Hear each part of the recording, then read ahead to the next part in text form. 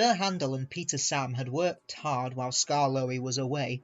The owner gave them buffers and even bought a diesel named Rusty, but Sir Handel grumbled continually. One day Gordon saw him shunting and laughed. "My controller makes me shunt," said Sir Handel sheepishly, "and take trucks to quarries too. I'm highly sprung, and I suffer dreadfully." "Our controllers don't understand our feelings," sympathised Gordon. "Now, if you were ill," he winked, "you couldn't go, could you?" "Good idea," said Sir Handel. "I'll try it." "I don't feel well," he groaned next morning. There wasn't time to examine him then, so some of the trucks were coupled behind Peter Sam's coaches, and Rusty promised to follow with the rest. "Hee hee hee," sniggered Sir Handel, but no one noticed. They were all too busy. Peter Sam didn't mind the extra work. He left his coaches at the top station and trundled cheerfully through the woods. The trucks chattered behind him in an agitated way, but he paid no attention. It might have been better if he had. Slates come from quarries high up in the hills. They travel down in trucks on a steep railway called an incline. Empty trucks at the bottom are hitched to a rope. Loaded ones at the top are hitched to another. By their weight, loaded trucks run down the incline, pulling up empty ones. There are strong brakes in the winding house at the top to prevent loaded trucks from running down too fast. The ropes are very strong too. But in spite of this, trucks sometimes play dangerous tricks. Peter Sam never bumped trucks unless they misbehaved.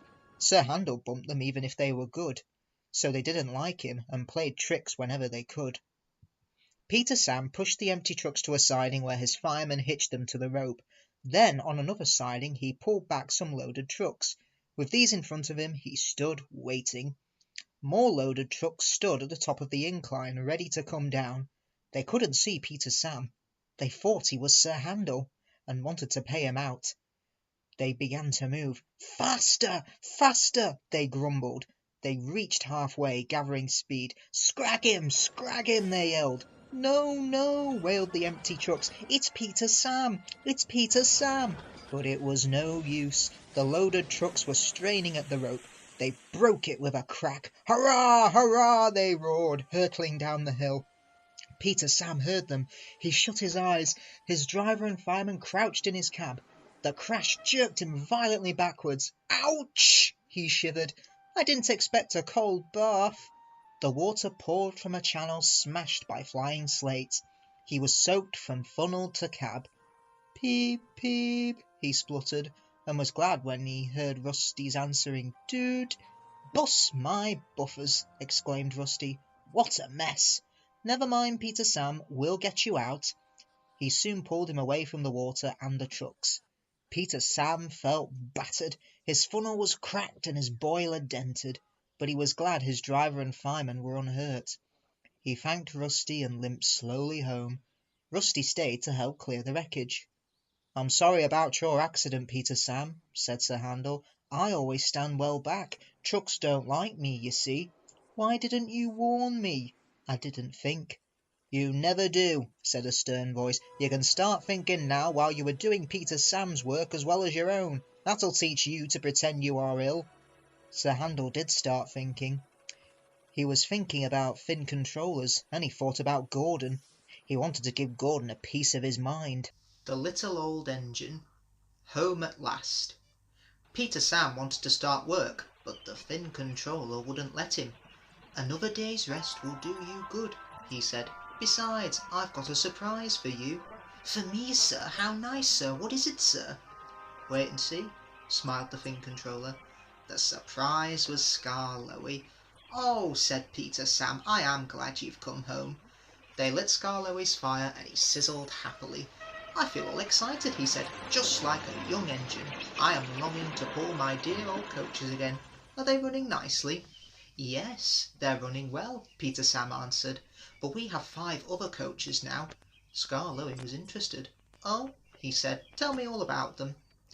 "Well, Cora is a guards van. She isn't as big as Beatrice and she hasn't a ticket window, but I like her best. She was my guards van in the old days.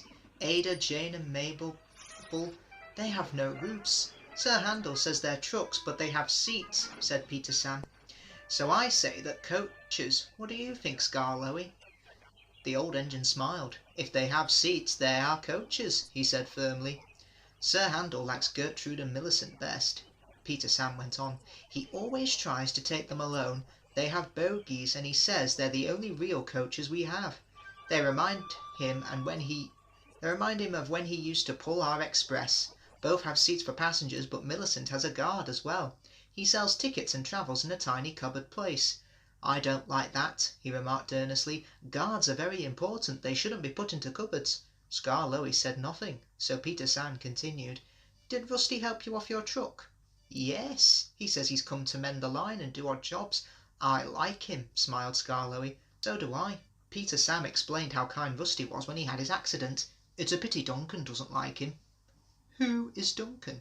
"He came as a spare engine after my accident." "Is he useful?" "He'll pull anything, and I'm sure he means well, but he's bouncy and rude. He used to work in a factory, and his language is often strong." "I understand," said Skarloey gravely. Just then the telephone rang, and Skarloey's driver and fireman climbed into his cab. "Come on now, boy," they said. "Duncan is stuck in the tunnel, and we'll have to get him out." Skarloey was pleased. He wanted the run and looked forward to meeting Duncan. They found Cora and some workmen and hurried up the line. "How nice and smooth the rails are," thought Skarloey. "They've mended all the old bumps. Rusty has helped to do that. I must tell him how nice it is." Duncan was stuck at the far end of the tunnel. His coaches were outside, and the passengers were helping the driver and fireman to dislodge some rocks wedged between the top of his cab and the tunnel roof. Duncan was very cross. "I'm a plain blunt engine," he kept saying. "I speak as I find. Tunnels should be tunnels and not rabbit holes. This railway is no good at all." "Don't be silly," snapped his driver. "This tunnel is quite big enough for engines who don't want to rock and roll." They cleared away the rocks, and Skarloey pulled Duncan and his coaches safely through. Cora was left on a siding, and the workmen stayed to make sure everything was safe. Duncan grumbled all the way home, but Skarloey paid no attention. The Finn controller was waiting for them. "Listen to me, Duncan," he said. "There is nothing wrong with that tunnel. You stuck in it because you tried to do rock and roll. If it happens again, I'll cut down your cab, and your funnel too." Duncan was abashed, and was neither plain nor blunt for at least a whole evening. Rock and roll. When Skarloey's turn came, he was glad to take out the coaches, and he told friends he met Rusty up the line. "You know," he said, "if I couldn't see the old places, I think I was on a different railway." Rusty laughed. "We hoped you would. Mr. Hugh, our foreman, said, 'Rusty, Skarloey's coming home. Tracks so well, he doesn't know where he is.' And we did. And you didn't, if you take my meaning." Skarloey chuckled away. He liked this hard-working, friendly little engine. "There's still one bad bit," said Rusty anxiously that evening. "It's just before the first station. We hadn't time." "Never mind," says Skarloey. "It's much better now than it was." "Maybe better, but it's not good," replied Rusty. "An engine might come off there. Peter Sam and Sir Handel take care, and so do you. I'm worried about Duncan. He will do rock and roll. I shouldn't like his passengers hurt." "What's that about me? I'm a plain speak engine, and I believe in plain speaking. Speak up." Rusty told Duncan about the bad bit of line, and warned him to be careful. "Huh," he grunted. "I know my way about, thank you. I don't need smelly diesels to tell me what to do." Rusty looked hurt. "Never mind," said Skarloey. "You've done your best." He said no more, but he thought a great deal. Next morning Rusty left Duncan to find his own coaches. Duncan snorted and banged him about the yard, then clattered crossly to the station. James was already there. "You're late," he snapped. "I know," said Duncan. "It's that smelly diesel's fault. He thinks he can teach me how to stay on the rails and then goes off and leaves me to find my own coaches." "You poor engine," sympathised James. "I know all about diesels. One crept into our yard and ordered us about. I soon sent him packing." Duncan gazed at him, admiring. He didn't know that James was boastful and sometimes didn't tell the truth. "Send him packing, send him packing," snorted Duncan. He climbed the first hill furiously. "Well done, boy. Keep it up," encouraged his driver. They were soon near the first station. Duncan was pleased. Nothing's happened, he chortled. "Silly old diesel. Clever me." and he swaggered along doing his rock and roll. "Steady, boy!" His driver tried to check him, but too late. There was a cracking, crunching sound, and Duncan stopped. "Sleepers and ballast!" he exclaimed. "I'm off." And he was. "I warned him," said Rusty crossly. "Duncan, I said, you be careful on that bit of line, but all he did was to call me names." Mr. Hugh kept turning Rusty's handle. "Come on," he urged, "start up." "No, Mr. Hugh, sir. I'm sorry to disappoint you." "I'm ashamed of you, Rusty," said Skarloey severely. "Think of the passengers. What are they going to do?" "Oh," said Rusty, "I'd forgotten them." "I'm sorry, Mr. Hugh. We must help the passengers." And his engine roared into life. "Oh, dear," thought Duncan. "Now everyone will know how silly I am." Presently Mr. Hugh and Rusty brought sleepers and old rails. Mr. Hugh showed the passengers how to use them, and they soon levered Duncan back onto the line. Duncan was extra careful all day. "Rusty," he whispered that night, "thank you for helping me. I'm sorry I was rude." "That's all right. I wish all diesels were like you. Let's be friends." "Suits me," smiled Rusty. "We'll mend that bad bit first thing tomorrow." The Little Old Engine. Little Old Twins. One day the owner brought some people to see the railway. He showed them everything. They travelled in the trains and looked at stations and bridges and coaches. "Yes," they would say thoughtfully, "we'll take this," or "No, we won't take that." They made notes in their books. Peter Sam whispered to Sir Handel, "Men came and did that on our old line." "And then," said Sir Handel, "soon afterwards it was sold," finished Peter Sam mournfully. Peter Sam didn't sing any more. He wanted to cry. The other engines were sad too. "What's the matter with you all?" his driver asked him one day. "You look like dying ducks." "We don't want to be sold," said Peter Sam miserably. "Sold?" The driver was surprised. "Who to?" "To those people who came and talked about taking things." "You silly little engine," laughed his driver. "They're not going to buy us. They're going to take our pictures on television." And he tried to explain what that meant. "Not going to be sold, not going to be sold," sang Peter Sam. He could hardly wait to tell the others. He told them about the television as well, and they were pleased and excited too, all except Sir Handel. "I don't hold with it," he grumbled. "Vulgar, I call it. Fancy traipsing, making an exposition of yourself. I won't do it, I tell you. Telly something indeed. Just let the thing control you." "I'll tell him something." Skarloey said nothing. He just winked at Peter Sam. But next day, when the Thing Controller did come to explain about the television, Sir Handel kept strangely quiet. "Now," said the Thing Controller at last, "I want every engine to take part." I don't feel well," quavered Sir Handel. "You poor engine," said the Thing Controller gravely. "You can stay in the shed." Sir Handel smiled broadly. "And your driver and fireman shall take you to pieces. That will make a very interesting picture. Just what we need." Sir Handel's feelings were beyond words. "That's that," said the Thing Controller. "Now, Skarloey, will you take Agnes, Ruth, Lucy, Jemima and Beatrice?" "Oh yes, please, sir. I was hoping you would let me have them." "Duncan shall have a goods train, while Rusty with Mr. Hugh and the men can show how we mend the line." "Please, sir, what about me, sir?" asked Peter Sam anxiously. The Thing Controller smiled. "You, Peter Sam, shall pull the special television train." "Oh, sir," bubbled Peter Sam in ecstasy. The television men built towers for cameras beside the line. They put cameras on Ada too, and filled Gertrude with wires and instruments. Some trucks coupled behind carried aerials and generators. Everyone practiced hard till they knew just what they had to do. At last the time came, and the announcer gave the signal. "We're on the air, we're on the air," puffed Peter Sam, and he rolled the heavy train to the shops where Sir Handel was being mended. Sir Handel did not enjoy their visit. "We're on the air, we're on the air," chanted Peter Sam. He trundled over the bridge near the middle station. "Beep, beep," he whistled to Duncan. "We're coming." The announcer talked to Duncan, and they puffed over the second bridge to the quarry siding, where Rusty, Mr. Hugh and the men were waiting to explain about their work. Soon they had to go. Peter Sam whistled. Rusty tooted in reply, and they clattered through the tunnel, rumbled over the viaduct near the waterfall, and rolled at last into the top station. The owner climbed down. "We arranged for television," he said, "to let everyone see our little old engine. We are proud of him. 95 years old and good as new. There's nothing like him anywhere. 3 cheers for Skarloey." "Beep, beep, beep," whistled Peter Sam, and everybody joined in. Skarloey smiled. "I'm very glad to be home again. Thank you, sir, and all for your nice surprise. Now I'll surprise you. Listen. When I was mended in England, I found my twin." The owner stared. "Is there really another engine like you?" "Yes, sir," chuckled Skarloey. "There is another engine came to be mended too, called Taliclin. When the workmen saw us together, they laughed and called us their little old twins. Taliclin told me about his railway. It is a lovely one at Tawyn in Wales.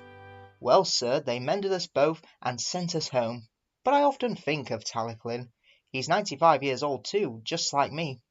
Please go to see him, all of you, and wish him dry rails and good running from Skarloey, his little old twin." The twin engines. Hello, twins. More and more people travelled on the Fat Controller's railway. More and more ships came to the harbours. Everyone had to work very hard indeed. The trucks complained bitterly, but then trucks always do, and no one takes much notice. The coaches complained too. No sooner had they arrived with one train than they had to go out again with fresh passengers as another. "We don't know whether we're coming or going," they protested. "We feel quite distracted." "No one can say," grumbled Henry, "that we're afraid of hard work, but we draw the line at goods trains," finished Gordon. "Dirty trucks, dirty sidings, ugh," put in James. "What are you boiler aching about?" asked Duck. "I remember on the Great Western, that Tin Pot Railway." Tin Pot indeed. "Let me tell you—" "Silence!" ordered a well-known voice. "Let me tell you that an engine for a goods work will arrive from Scotland tomorrow." The news was received with acclamation. The Fat Controller stared. "Did you say 2 engines, Inspector?" "Yes, sir." "Then send the other one back at once." "Certainly, sir, but which?" The Fat Controller stared again. "Engines have numbers, Inspector," he explained patiently. "We bought number 57646. Send the other one back." "Quite so, sir, but there is a difficulty." "What do you mean?" "The 2 engines are exactly alike, sir, and they have no numbers. They say they lost them on the way." The Fat Controller seized his hat. "We'll soon settle that nonsense," he said grimly. The 2 engines greeted him cheerfully. "I hear you've lost your numbers," he said. "How did that happen?" "They may have slightly slipped off, sir. You know how it is." The engines spoke in chorus. "I know, accidentally on purpose." The twins looked pained. "Sure, you wouldn't be thinking we lost them on purpose." "I'm not so sure," said the Fat Controller. "Now then, which of you is 57646? "That, sir, is just what we cannae mind." The Fat Controller looked at their solemn faces. He turned away. He seemed to have difficulty with his own. He swung round again. "What are your names?" "Donald and Dougie, sir." "Good," he said. "Then your controller can tell me which one of you is which." "Och, you'll get no muckle help for him, sir." "Why?" "He disna ken our own names, sir. How could he? We only gin ourselves names when we lost our numbers." "One of you," said the Fat Controller, "is playing truant. I shall find him out and send him home. Inspector," he ordered, "give these engines numbers and set them to work." He walked sternly away. The missing coach. Soon workmen came to give the twins their numbers. Donald was 9 and Douglas 10. When the men went away, they were left alone in the shed. "You may ha' noticed, Dougie, that young Penters forgot about something." "What did they forget?" "They painted brand new numbers on our tenders, but they put names on us." Donald winked broadly at his twin. "Ya mean," grinned Douglas, "that we can—" "Just that," chuckled Donald. "Hold your wish, here's the inspector." "Now 9 and 10, smiled the inspector. "Here's Duck, he'll show you round before you start work." The twins enjoyed themselves, and were soon friends with Duck. They didn't mind what they did. They tackled goods trains and coaches easily. For once the twins had shunted them. Trucks knew better than to try any tricks. "We like it fine here," said Donald. "That's good," smiled Duck. "But take my tip, watch out for Gordon, Henry and James. they're sure to try some nonsense. Dinna vex yourself, chuckled Douglas. We'll soon settle them. Donald and Douglas had deep-toned whistles. They sound like buses, said Gordon. Or ships, sniggered Henry. Tugboats, Annie, laughed Gordon. Ha ha ha. Donald and Douglas cruised quietly up, one on each side. You wouldn't be making fun of us, would you, no? Asked Donald. Gordon and Henry jumped. They glanced nervously from side to side. No, said Gordon. No, certainly not, said Henry. That's fine, said Douglas. Now just mind the berth for you, and keep it that way. That was the way Gordon and Henry kept it. Every day, punctually at 3:30, Gordon steams in with the express. It is called the Wild North Western, and is full of people from England, Wales and Scotland. There is also a special coach for passengers travelling to places on Thomas's branch line. When the other coaches are taken away empty, engines have to remember to shunt the special coach to the Blakely platform. It does not wait there long. Thomas, with Annie and Clarabel, come hurrying from the junction to fetch it. Thomas is very proud of his special coach. One afternoon, Douglas helped Duck in the yard while Donald waited to take a goods train to the other end of the line.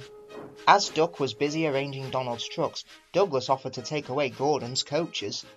Douglas was enjoying himself when an awful thought struck him. I hope the Fat Controller disna find out I shouldn't be here. I couldn't abide going back.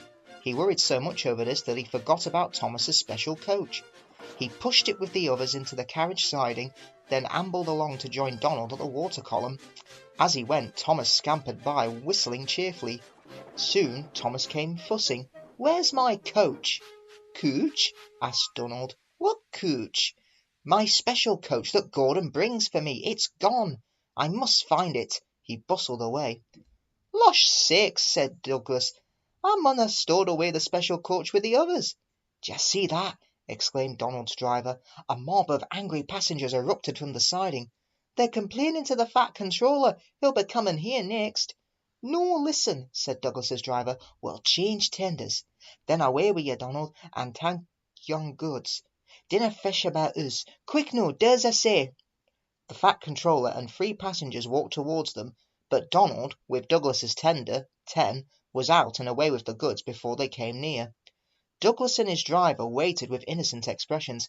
Ah, said the Fat Controller, number 9, why have you not taken the goods? My tender is away, sir. The driver showed him the tender, still uncoupled. She's some defect, no doubt. Tell me, why did number 10 leave so quickly? Maybe, sir, put in Douglas, he saw you coming and thought he was late. Said the Fat Controller. He turned to the passengers.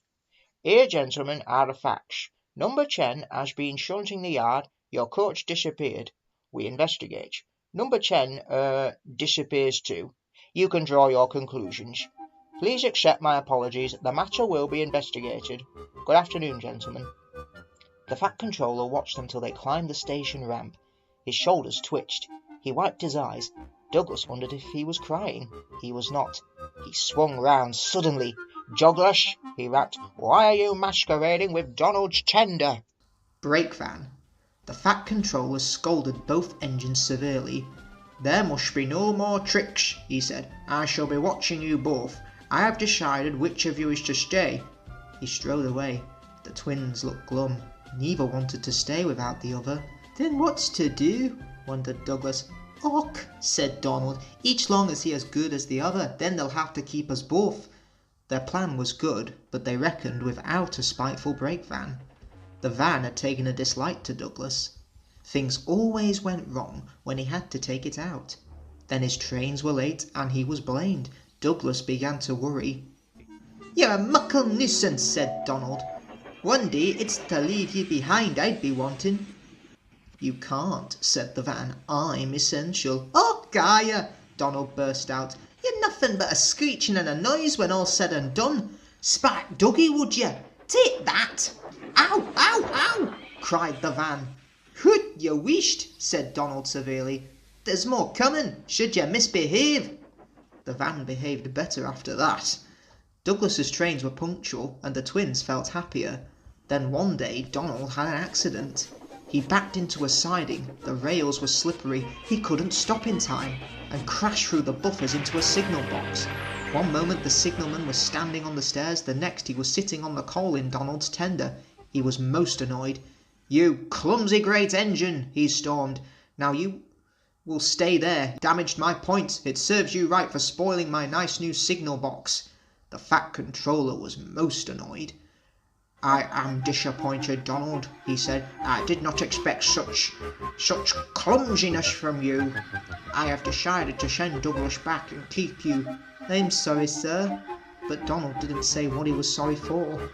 "I should think so too," went on the fat controller indignantly. "You've upset my arrangements. This is most inconvenient now. James will have to help with the goods work, while you have your tender mended. James won't like that." The fat controller was right. James grumbled dreadfully. "Anyone would think," said Douglas, "that Donald had his accident on purpose. I hear tell he went on about an engine and some tar wagons." Gordon and Henry chuckled. "Shut up," said James. "It's not funny." "Well, well, well," said Douglas innocently. "Surely, James, it wasn't a you. You didna say." James didn't say. He was salty next morning. He wouldn't steam properly. When at last he did, he bumped the trucks hard. "He's cross," sniggered the spiteful brake van. "We'll make him crosser still." "Hold back," whispered the van. "Hold back," giggled the trucks to each other. James did his best but was exhausted when they reached Edward Station. Luckily Douglas was there. "Help me up the hill, please," panted James. "These trucks are playing tricks." "We'll show them," said Douglas. Come on," puffed James crossly. Get moving, you," puffed Douglas from behind. Slowly but surely, the snorting engines forced the trucks up the hill, but James was losing steam. I can't do it, he panted. Leave it to me, shouted Douglas. He pushed and he pressed, so furiously a spark slipped from his funnel. "Ooh, groaned the van. I wish I'd never thought of this." It was squeezed between Douglas and the trucks. "Come on, go on," it screamed, but they took no notice. The guard was anxious. "Go steady," he yelled at Douglas. "The van's breaking." It was too late, but the guard jumped as the van collapsed. He landed safely on the side of the line. "I might have known it'll be Douglas." "I'm sorry, sir. Maybe I was clumsy, but I wouldn't be beaten by young Trixie Van." "I see," said the fat controller. Edward brought workmen to clear the mess. "Douglas was grand, sir," he said. "James had no steam left, but Douglas worked hard enough for free. I heard him from my yard." "Two would have been enough," said the fat controller dryly. "I want to be fair, Douglas," as he went on. "I admire your admiration, but I don't know. I really don't know." He turned and walked thoughtfully away. The deputation. "He'll send us away for sure, Donald."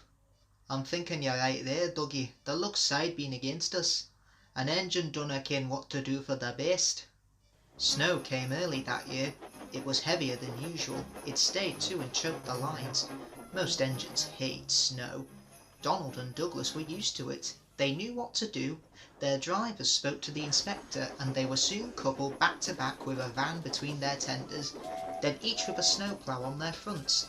They set to work and puffed busily backwards and forwards, patrolling the line. Generally the snow slipped away easily, but sometimes they found deeper drifts. Then they would charge them again and again. Snorting, slipping, puffing, panting, they had forced their way through. Presently they came to a drift which was larger than most. They charged it, and they were just backing for another try when there was a feeble whistle. People waved and shouted. "Lass shakes, Donald! It's Henry! Do not fast yourself, Henry! Wait a while, we'll have you out." The fat controller was returning soon. The twins looked glum. "He'll send us back for sure," they said. "It's a shame," sympathised Percy. "A lot of nonsense about a signal box," grumbled Gordon. "Too many of those, if you asked me." That freight van too," put in James. "Good riddance, that's what I say." "They were splendid in the snow," said Henry. "It isn't fair." They all agreed that something must be done, but none knew what. One day Percy talked to Edward about it. "What you need," said Edward, "is a deputation." He explained what that was. Percy ran back quickly. "Edward says we need a depositation," he told the others. "Of course," put in Gordon. "The question is—" "What is a desperation?" asked Henry. "It's when engines tell the Fat Controller something's wrong and ask him to put it right." "Did you say tell the Fat Controller?" asked Duck thoughtfully. There was a long silence. "I propose," said Gordon at last, "that Percy be our own disputation." "I?" squeaked Percy. "But I can't." "Rubbish, Percy," said Henry. "It's easy." "That's settled then," said Gordon. Poor Percy wished it wasn't. "Hello, Percy. It's nice to be back." Percy jumped. Some trucks went flying. "Oh, yes, sir. Please, sir." "You look nervous, Percy. What's the matter?" "Oh, please, sir, they made me a desperation, sir, to speak to you, sir. I don't like it, sir." The Fat Controller pondered. "Do you mean a deputation?" he asked. "Yes, sir, please, sir. It's Donald and Douglas, sir. They say, sir, that if you send them away, sir, they'll be turned into scrap, sir. That would be dreadful, sir. Please don't send them away." "Thank you, Percy. That will do." He walked away. "I had a deputation yesterday," said the Fat Controller. "I understand your feelings, but I do not approve of interference." He paused impressively. "Donald and Douglas, I hear that your work in the snow was good. What colour paint would you like?" The twins were surprised. "Oh, blue, sir, please." "Very well, but your names will be painted on you. We'll have no more mistakes." "Thank you, sir. Does this mean that the both of us—" The Fat Controller smiled. "It means—" But the rest of his speech was drowned in a delighted chorus of cheers and whistles. The twins were here to stay.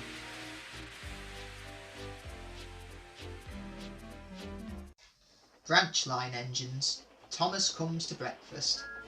Thomas the tank engine has worked his branch line for many years. "You know just where to stop, Thomas," laughed his driver. "You could almost manage without me." Thomas had become conceited. He didn't realise his driver was joking. "Driver says I don't need him now," he told the others. "Don't be so daft," snorted Percy. "I'd never go without my driver," said Toby earnestly. "I'd be frightened." "Pah!" boosted Thomas. "I'm not scared." "You'd never dare." "I would then. You'll see." It was dark next morning when the firelighter came. Thomas drowsed comfortably as the warmth spread through his boiler. He woke again in daylight. Percy and Toby were still asleep. Thomas suddenly remembered. "Silly stick-in-the-muds," he chuckled. "I'll show them. Driver hasn't come yet, so here goes."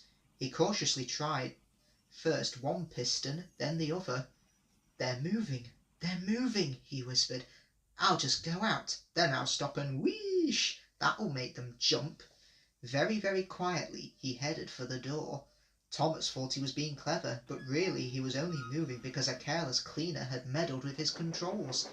He soon found his mistake. He tried to wheesh, but he couldn't. He tried to stop, but he couldn't. He just kept rolling along. "The buffers will stop me," he thought hopefully, but that siding had no buffers. It just ended at the road.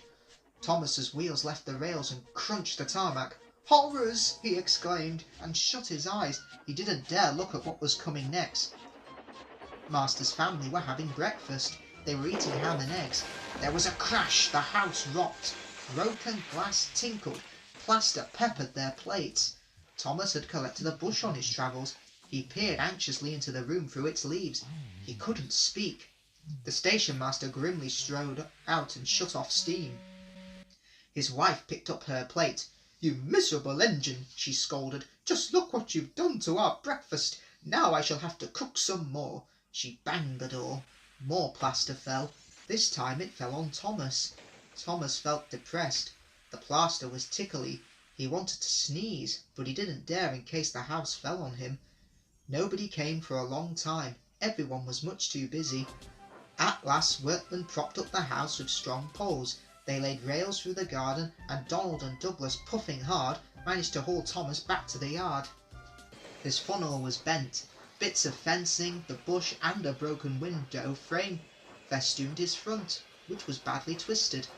The twins laughed and left him. He was in disgrace. "You are a very naughty engine." "I know, sir. I'm sorry, sir." Thomas's voice was muffled behind his bush. "You must go to the works and have your front end mended. It'll be a long job." "Yes, sir," faltered Thomas. "Meanwhile," said the Fat Controller, "a diesel rail car will do your work." "A diesel, sir?" Thomas spluttered. "Yes, Thomas. Diesels always stay in their sheds till they are wanted. Diesels never gallivant off to breakfast in station masters' houses." The Fat Controller turned on his heel and sternly walked away. Daisy. The Fat Controller stood on the platform. Percy and Toby watched him anxiously. "Here," he said, "is Daisy, the diesel rail car, who has come to help while Thomas is indisposed." "Please, sir," asked Percy, "will she go, sir, when Thomas comes back?" "That depends," said the Fat Controller. "Meanwhile, however long she stays, I hope you will both make her welcome and comfortable." "Yes, sir, we'll try, sir," said the engines. "Good. Run along now and show her the shed. She will want to rest after her journey." Daisy was hard to please. She shuddered at the engine shed. "This is dreadfully smelly," she announced. "I'm highly sprung, and anything smelly is bad for my swerves." They tried the carriage shed. "This is better," said Daisy, "but whatever is that rubbish?"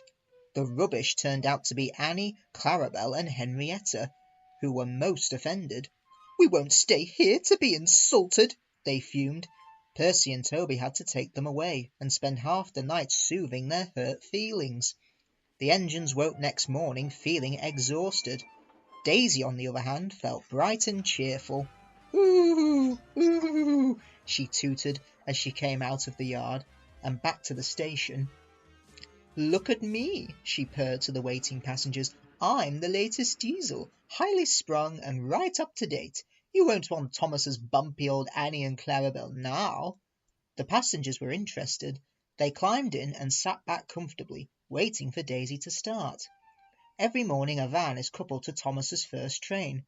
The farmers send their milk to the station, and Thomas takes it down to the dairy. Thomas never minds the extra load, but Daisy did. As soon as she saw that the van was to be coupled to her, she stopped purring. "Do they expect me to pull that?" she asked indignantly. "Surely," said her driver, "you can pull one van."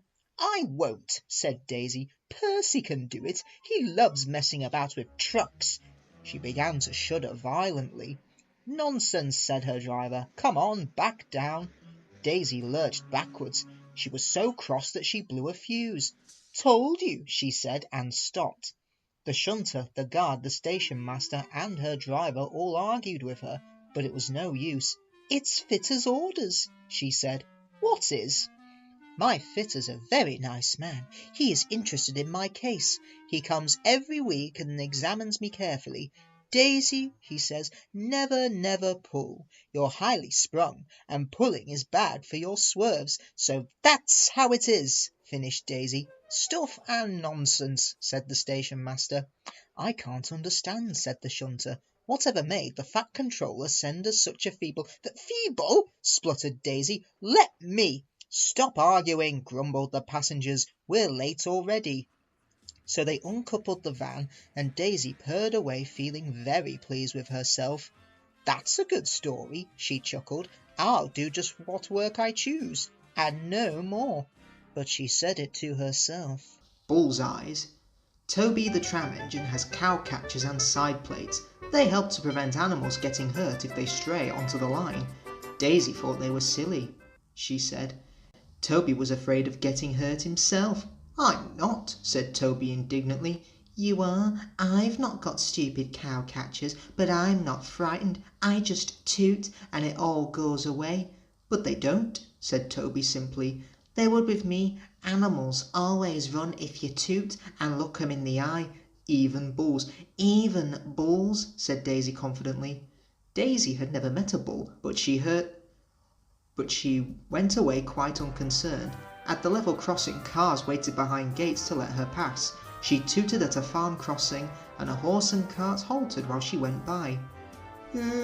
She said, "It's easy, I just toot," and they all stand aside. "Poor little Toby, I'm sorry he's frightened." At the next station, a policeman was waiting. "There's a bull on the line," he warned them. "Please drive along towards the farmer." Daisy was excited. "Now," she thought, "I'll show Toby how to manage." Champion wasn't really a fierce bull, but this morning he was cross. They had driven him away before he'd finished breakfast and tried to put him in a cattle float. They pulled him and pushed him, but he wouldn't go. He broke away and trotted down the road. He saw a fence, jumped it and slithered down a slope. Champion was surprised. This was a new kind of field. It had a brown track at the bottom, but there was plenty of grass on each side, and he was still hungry. "Oh," she tooted Daisy. "Go on." Champion was too busy to pay any attention. "Oh," said Daisy again. Champion went on eating. "This is all wrong," thought Daisy. "How can I look him in the eye if he won't turn around?" At last Champion turned around and noticed Daisy. He said, and wondered what Daisy was. Said Daisy feebly. "Why doesn't he run away?" The guard and the policeman tried to shoo Champion, but he wouldn't shoo. As soon as they turned away, he came back. He was a most inquisitive animal. "Go on, Daisy," said her driver. "He's harmless." "Yes," said Daisy unhappily. "You know he's harmless, and I know he's harmless, but does he know? Besides, look at his horns. If I bumped into him, he might hurt me, them. The farmer wouldn't like that." Champion came close and sniffed at Daisy. She said, packing hastily. Toby was surprised to find Daisy back once more at the station. The passengers told him all about the bull. He chuckled. "Bulls always run if you go to look them in the eye, eh, Daisy?" Daisy said nothing. "Oh well," Toby went on, "we live and learn. I'd better chase him for you, I suppose." He clanked away, but Champion took no notice of Toby's bell or whistle. He didn't move till Toby hushed him with steam. Then Toby gently shooed him along the track to where the farmer and his men were waiting. Daisy had an exhausting day. Toby and Percy often met her on their journeys, and though they never mentioned bullseye, they gave her pitying looks. It made her cross, so her last journey ended at the top station. Some boys were on the platform. Suddenly one of them came running, holding a paper bag. "Look," he shouted, "I've got a quarter of bullseyes. I think they're super, don't you?" They shared the sweets and sucked happily. "Ah," said Daisy, "keep your old bullseyes," and she scuttled to her shed. Percy's predicament. Toby brought Henrietta to the top station. Percy was grumpily shunting. "Hello, Percy," he said. "I see Daisy's left the milk again." "I'll have to make a special journey with it, I suppose," grumbled Percy. "Anyone would think I'd nothing to do." Toby pondered the problem. "Tell you what," he said at last, "I'll take the milk. You fetch my trucks." Their drivers and the station master agreed, and both engines set off. They thought it would be a nice change. Percy trundled away to the quarry. He had never been there before. "It's steep," he thought, "but I can manage. Trucks don't dare to play tricks on me now." He marshalled them on in a lordly way. "Hurry along there," he said, and bumped them if they dallied. The trucks were annoyed. "This is Toby's place," they grumbled. "Percy's got no right to poke his funnel up here and push us around." They whispered and passed the word. "Pay Percy out." At last they were all arranged. "Come along," puffed Percy sharply. "No nonsense." "We'll give him nonsense," giggled the trucks. But they followed so quietly that Percy thought they were completely under control. They rumbled along the twisty line till they saw the notice saying, "All trains stop to pin down brakes." "Peep, peep, peep," whistled Percy. "Brakes guard, please." But before he could check them, the trucks surged forward. On, they cried. Percy, taken by surprise, could not stop them, and in a moment they were careering down the hill. "Help, help," whistled Percy. The man on duty at the street crossing rushed to warn traffic with his red flag, but was too late to switch Percy to the runaway siding. A slow-moving cockerel lost his tail feathers as Percy thundered across, but Percy couldn't bother with him. He had other things to worry about. Frantically trying to grip the rails, he slid past the engine shed into the yard. "Beep, beep, look out," he whistled. His driver and fireman jumped clear. Percy shut his eyes and waited for the end. At the end of the yard there are sheds where workmen shape rough stone brought from the quarry. They then load it into trucks which are pulled to another siding out of the way. A train of these stood here when Percy came slithering down. The guard had left his van. He was talking to the station master. They heard frantic whistling and a splintering crash. They rushed from the office. The brake van was in smithereens. Percy, still whistling fit to burst, was perched on a couple of trucks, while his own trucks were piled up behind him. The Fat Controller arrived next day. Toby and Daisy had to help remove most of the wreckage, but Percy still stood on his perch. "We must now try," said the Fat Controller crossly, "to run the branch line with Toby and a diesel. You have put us in an awkward predicament." "I'm sorry, sir." "You can stay there," the Fat Controller went on, "till we are ready. Perhaps it will teach you to be careful with trucks." Percy sighed. The trucks wobbled beneath his wheels. He quite understood about awkward predicaments. The Fat Controller spoke severely to Daisy too. "My engines do not tell lies," he said. "They work hard with no shirking. I send lazy engines away." Daisy was ashamed. "However," he went on, "Toby says you worked hard yesterday after Percy's accident, so you shall have another chance." "Thank you, sir," said Daisy. "I will work hard, sir. Toby says he'll help me." "Excellent. What Toby doesn't know about branch line problems," the Fat Controller chuckled, "such as bulls, isn't worth knowing. Our Toby's an experienced engine." Thomas came back next day, and Percy was sent to be mended. Annie and Clarabel were delighted to see Thomas again, and he took them for a run at once, because they hadn't been out while he was away.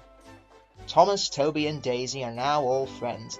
Daisy often takes the milk for Thomas, and when Toby is busy she takes Henrietta. Toby has taught Daisy a great deal. She shooed a cow off the line all by herself the other day. That shows you, doesn't it? Gallant Old Engine, Special Funnel. Peter Sam's funnel had never been quite the same since his accident with the slate trucks. Now, as he puffed up and down the line, the winter wind tugged at it, trying to blow it away.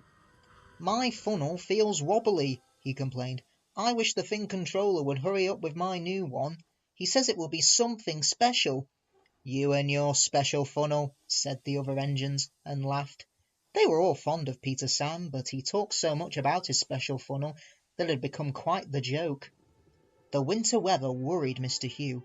Wind broke branches from trees, while rain turned hillside streams into torrents, which threatened to wash the line away. Mr. Hugh and the men patrolled the line every day with Rusty. They removed branches and cleared culverts so that the water could flow away. But one morning they found bad trouble. A fresh torrent had broken out, and Mr. Hugh had to stop all trains. "There's been a washout near the tunnel," he said. "The track bed is swept away." The men worked hard and repaired the damage in a week. While they worked, the weather changed. It became frosty and very cold.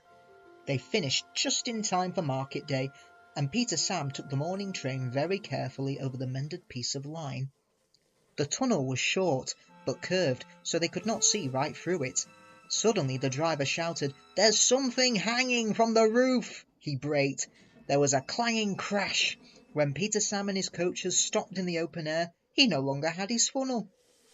The guard found the funnel and a thick icicle. "That's what hit you, Peter Sam," he said. They started again, but the passengers grumbled at all the smoke. So when the firemen saw an old drain pipe, they stopped and wired it on. The engines laughed and laughed when Peter Sam came home. Sir Handel made up a rhyme. Peter Sam said again and again, his new funnel will put ours to shame. He went into the tunnel and lost his old funnel. Now his famous new funnel's a drain. They teased Peter Sam dreadfully, but his new funnel arrived quite soon. "Oh dear," he said, "someone squashed it." The Fin Controller laughed. "It's a Giesel, the most up-to-date funnel there is. Listen, when you puff, you draw air through your fire to make it burn brightly. With your old funnel, puffing is hard work. It uses strength you need for pulling trains. Your new funnel has special pipes which help the air come easily. Puffing will be easier, so you'll have more strength for your work." "Yes, sir," said Peter Sam doubtfully. At first, Peter Sam's special funnel was a great joke. Sir Handel and Duncan asked him why he had sat on it. and then hooted with laughter. But when Peter Sams started to work, it was a very different story. Even Sir Handel was impressed. "I can't understand it," he said. "Peter Sams never seems to work hard as this. He just says shh and simply strolls away with any train he's given. He makes work look so easy. The engines don't laugh at Peter Sam's funnel now. They wish they had one like it." Steamroller. Sir Handel kept slipping between the rails, so they gave him new wheels with broad tyres. The other engines teased him about it. "Look at his steamroller wheels," they laughed. "Oh, shut up," Sir Handel snorted. "You're jealous. My wheels are special like Peter Sam's funnel. Now I'll go faster than any of you." The engines were surprised. Sir Handel's trains were usually late. Skarloey winked. "Well, with your grand new wheels, Sir Handel," he said gravely, "you're just the engine to tackle George." "Who's George?" said Sir Handel. While Sir Handel was in the shed waiting for his new wheels, workmen had to come to widen the road which ran for a mile or two. Beside the railway they pulled down the wall, and nothing now protected the line. George was the steamroller. He covered to and fro, making rude remarks when engines passed. "Railways are no good," he would say. "Pull 'em up, turn 'em into roads." Skarloey had often heard that talk before, and he warned the others to take no notice. But he hoped that when the two boastful engines met, he and the others would have some fun. "Don't worry any more," said Sir Handel importantly. "Leave him to me, I'll soon send him packing." Next morning George was standing near the halt by the level crossing. "Huh," he said, "you're Sir Handel, I suppose. And you, I suppose, are George. Yes, I've heard of you." "And I've heard of you. You swank around with your steamroller wheels, pretending you're as good as me." "Actually," said Sir Handel sweetly, "I'm better. Goodbye." He puffed away. George chuffered on, fuming. One afternoon Sir Handel had to bring a special load down after the last train had gone. When he reached the road, he saw George trundling home. George took no notice. He crumbled along close to the track. There was barely room to pass. Sir Handel crept cautiously alongside. "Get out of my way, you great clumsy road dog," he hissed. "Huh, I don't move for imitation steamrollers," retorted George. They lumbered along side by side, exchanging insults. No one could ever explain what happened next. George's driver says he signalled first for Sir Handel to stop. Sir Handel's driver says he signalled to George. There was a crash. The brake van tilted sideways, and the guard scrambled out to find George's front roller hustling his footboard. The two drivers were hotly arguing whose fault it was. A policeman strolled up in time to stop the argument, telling the fisticuffs, and when Sir Handel's firemen came back with Rusty and Mr. Hugh, they all set to work clearing up the mess. Neither engine had been going fast enough to cause much damage, so Sir Handel was able to bring his train on when George backed himself away. Next day the workmen put up a fence between the road and the railway, and then they went away, taking George with them. This was because they had finished their work, but Sir Handel thought he had made George go away. He was more conceited than ever, and talked at nothing but steamrollers.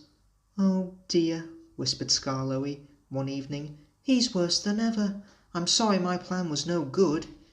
"Never mind," said Rusty. "We'll think of something else." But they had no need to do that.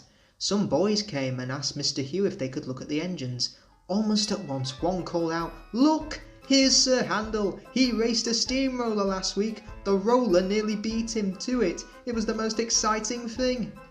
Sir Handel never mentions steamrollers now. Passengers and polish. Nancy is a guard's daughter.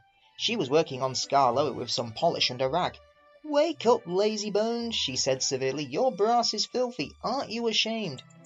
"No," said Skarloey sleepily. "You're just an old fusspot. Go away." She tickled his nose. "Rheneas comes home tomorrow. Don't you want to look nice?" Skarloey woke suddenly. "What? Tomorrow?" "Yes, Daddy told me. I'm going now."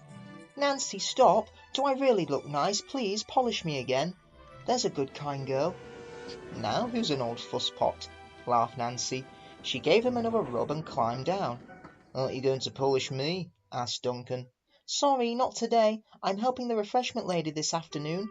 We must get the ices and things ready for the passengers on Skarloey's 2 o'clock train. Never mind, Duncan. I'll give you a good polish tomorrow.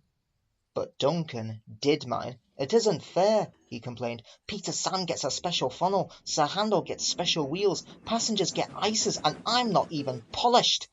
This, of course, wasn't true, but Duncan liked having a grievance. He began to sulk. That afternoon a message came from the station by the waterfall. One of Skarloey's coaches has come off the rails. Please send some workmen to put it right. Duncan was in steam, so he had to go. All this extra work, he grumbled. It wears an engine out. Rubbish, said his driver. Come on. The derailed coach was in the middle of his train, so Skarloey had gone on to the top station with the front coaches. Duncan left the workmen and brought the passengers in the rear coaches home. He sulked all the way. He arrived back just in time for his own 4 o'clock train. I get no rest, he complained. He was sulky and short of steam, so his driver waited a few minutes in the hope of raising more. But Duncan wouldn't try. We can't keep the passengers waiting any longer, his driver said at last. You always think about passengers, muttered Duncan, and never about me. I'm never even polished. I'm overworked, and I won't stand it. He grumbled away, brooding over his wrongs. Duncan made heavy weather of the journey, but at last they reached the viaduct. This is long, high, and narrow. No one can walk on it when a train is there. Come on, Duncan, said his driver. One more effort and you'll have a rest and a drink in the station. Keep your old station, said Duncan rudely. I'm staying here. And he did too. He stopped his train right on the viaduct, and nothing his driver or fireman could do would make him move another yard. Skarloey came from the top station to haul Duncan and his train to the platform. The passengers were very cross. They burst out of the train and told the drivers, the firemen, and the guard what a bad railway it was. Skarloey had to pull the train to the stop station. Duncan wouldn't even try. The Finn controller was waiting at the shed for Duncan that evening. He spoke to him severely, but Duncan still stayed sulky. He muttered to himself, No polish, no passengers, in an obstinate sort of voice. He still has a lot to learn, doesn't he? Gallant Old Engine. I'm ashamed of you, Duncan, said Skarloey. You should think of your passengers. Passengers are just nuisances. They're always complaining. Skarloey was shocked. That's no way to talk, he said. Passengers are our coal and water. No passengers means no trains. No trains means no railway. Then we'd be on the scrap heap, my engine, and don't you forget it. Thank goodness Rheneas is coming home soon. Perhaps he'll teach you some sense before it's too late. What has Rheneas got to do with it? Rheneas saved our railway, said Skarloey. Please tell us about it, begged Peter Sam. Well, it was the year before you came, said the old engine. Things were very bad. We were on our last wheels. Mr. Hugh was driver and fireman, while the Finn controller was guard. He did everything else too, and helped Mr. Hugh mend us in the shed. We expect 2 fresh engines next year, they told us, but we must keep the trains going for now. If we don't, our railway will close. How awful, said Peter Sam in sympathy. I tried hard, though I couldn't do much, but Rheneas understood. It's my turn now, he said. You've done more than your share of hard work. He was often short of steam, but he always tried to struggle to a station and rest there. That, said Skarloey earnestly, is most important with passengers. Pah! exclaimed Duncan. Passengers, Skarloey continued, don't mind stopping at stations. They can get out and walk. That's what stations are for, but they get very cross if we stop at wrong places, like viaducts. Then they say we're a bad railway and never come back. I remember Rheneas stopping in a wrong place once, said Skarloey. He couldn't help it, but he made up for it afterwards. That afternoon he had damp rails and a full train. There were passengers even in Beatrice the guard's van. His wheels slipped dreadfully on the steep bit after the first station, but they gripped at last. The worst is over, he thought. Now we're away.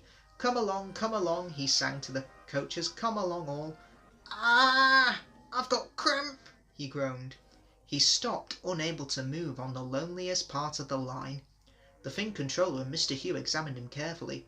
The passengers watched and waited. Rheneas eyed them anxiously. They looked cross. At last the Fin controller stood up. "Your valve gear on one side has jammed," he said. "We've unfastened the rods and tied them up.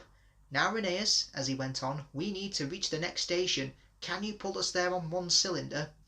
"I'll try, sir, but the next station isn't the right station. Will the passengers be cross?" "Don't worry," smiled the Fin controller. "They know we can't reach the top station today." The Fin controller sanded the rails. Passengers from Beatrice pushed behind. Mr. Hugh gently eased over the regulator. The train jerked and began to move. "I'll do it! I'll do it!" Everyone cheered, but Rheneas heard nothing. "The Fin controller is relying on me. If I fail, the railway will close. It mustn't, it mustn't. I'll get there or burst." Everything blurred as he was too tired to move another yard, but he did, and another, until, "I'm here at last," he sighed with relief. "I am proud of you indeed," said Mr. Hugh. All Rheneas remembered about the journey down was having to go on at the big station. The passengers thanked him. "We expected a long walk," they said, "but you brought us home. We'll come again and bring our friends here. Our gallant little engines," said the Fin controller. "When you've rested, we will mend you ready for tomorrow." Was Rheneas always ready for tomorrow? "Always," smiled Skarloey. Whatever happened, Rheneas always pulled his trains. It was Duncan who then broke the silence. "Thank you for telling us about Rheneas," he said. "I was wrong. Passengers are important after all." All the little engines were at the wharf on the day Rheneas came home. Some of the Fat Controller's engines were there too. Edward pushed Rheneas and his trucks to the siding, and Skarloey pulled him neatly to his own rails. This was the signal for a chorus of whistles for engines large and small that you never heard such a noise in all your life.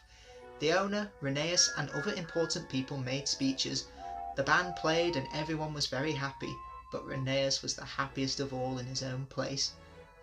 That night next to his friend Skarloey, "This helps a little engine to feel," he said, "that at last he has really come home." Stepney the Bluebell engine, bluebells of England. The bluebells are coming, oh-ho, oh-ho, the bluebells are coming, oh-ho.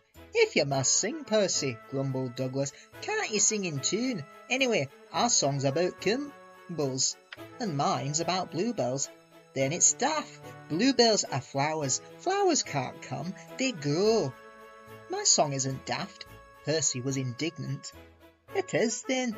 I ken fine about bluebells. We've a song called the Bluebells of Scotland." "But," said Percy triumphantly, "the bluebells of England are different. They're engines, and one of them's coming with his controller. Didn't you listen," he went on severely, "to the Fat Controller telling us about it?" "I was away." "Oh, dear, I couldn't understand it all, but engines on the other railway aren't safe now. Their controllers are cruel. They don't like engines anymore. They put them on cold, damp sidings, and then—" Percy nearly sobbed. They cut them up." "You're right there," agreed Douglas. "If I hadn't escaped, I'd have been cut up too. It's all because of yon diesels. They're all devils," he added fiercely. "Fair play, Douglas," reminded Percy. "Some are nice. Look at Rusty and Daisy." "Maybe so," answered Douglas. "I'd never trust one myself. But what I cannot understand is all your blather about bluebells." "The Bluebells are kind people who want to save engines. They've made a place in England called the Bluebell Railway. Engines can escape there and be safe. Like me winning away here?" "Yes," Percy went on, "just like that. If they are old or ill, a fitter makes them well. They can have their own special colours, all the coal and water they need, and pull trains too." "That's braw hearing," said Douglas with feeling. "The Fat Controller says Stepney was the first engine to escape there, so he's asked him to visit us and bring his controller." "But," objected Douglas, "how about yon diesels? Mightn't they catch him on the way?" "We thought so too," said Percy, "but the Fat Controller says there's no danger of that. Stepney's a match for any diesel. Besides, his controller will take care of him." "He's a brave enough engine for all that," said Douglas admiringly. "Fancy fighting his way through all those diesels just to see us." "Look," squeaked Percy, "the station's crowded." "Silly, how can I look, unless I'd be a corkscrew? Why've they all come? There's no train." But Percy was wrong. The signal dropped, and far from away an engine whistled. A gleam of yellow shone through the bridge girders. "Here he comes!" yelled Douglas. "Peep, peep, peep!" The two engines whistled excitedly in welcome. "Peep, peep!" replied Stepney, as with passengers and people waving and cheering, he puffed proudly through the junction on the last stage of his long journey. Stepney's Special. So I tried very hard, but I couldn't work properly, and they put me on a siding. I stayed there for days and days. Other engines were there too. I was afraid. "I'd have been frightened too," said Edward. "But then some workmen came. They mended me and even gave me a coat of paint. I couldn't understand it till my driver came. He was very pleased. 'Stepney, you lucky old engine,' he said. 'You've been saved. The Bluebell Railway has bought you.'" "What a lovely surprise," smiled Edward. "Have they saved other engines besides you?" he asked. "Oh yes," answered Stepney. "You'd like our Bluebell and Primrose? They're twins," he chuckled. "And as like as two peas, they only had numbers at first. Bluebell is 323 and Primrose is 27. They were very pleased when our controller gave them names. Some say he was wrong to do it. It certainly made them cocky, but they do work hard, and I think our controller was right. All engines ought to have names." "Yes," agreed Edward, "it's most important." "That's why," Stepney continued, "we're given names to our 488 and our 2650. But our controller doesn't know. It's a secret. Don't tell him, will you?" "Of course not," smiled Edward. "They are both very pleased about it, because now they feel part of the family. We call 488 Adams after his designer, you know. He's a lovely little engine. A southwestern from Devon. He can stroll away with any load he's given. Cromford, whose 2650 has been pulling trucks up high peaks in Derbyshire. He's tough in Cromford. He's had to be for that job. Captain Baxter's tough too," Stepney went on, "and rather rude, but he's worked in a quarry, and you know what that does to an engine's language and manners." "I do indeed," said Edward gravely.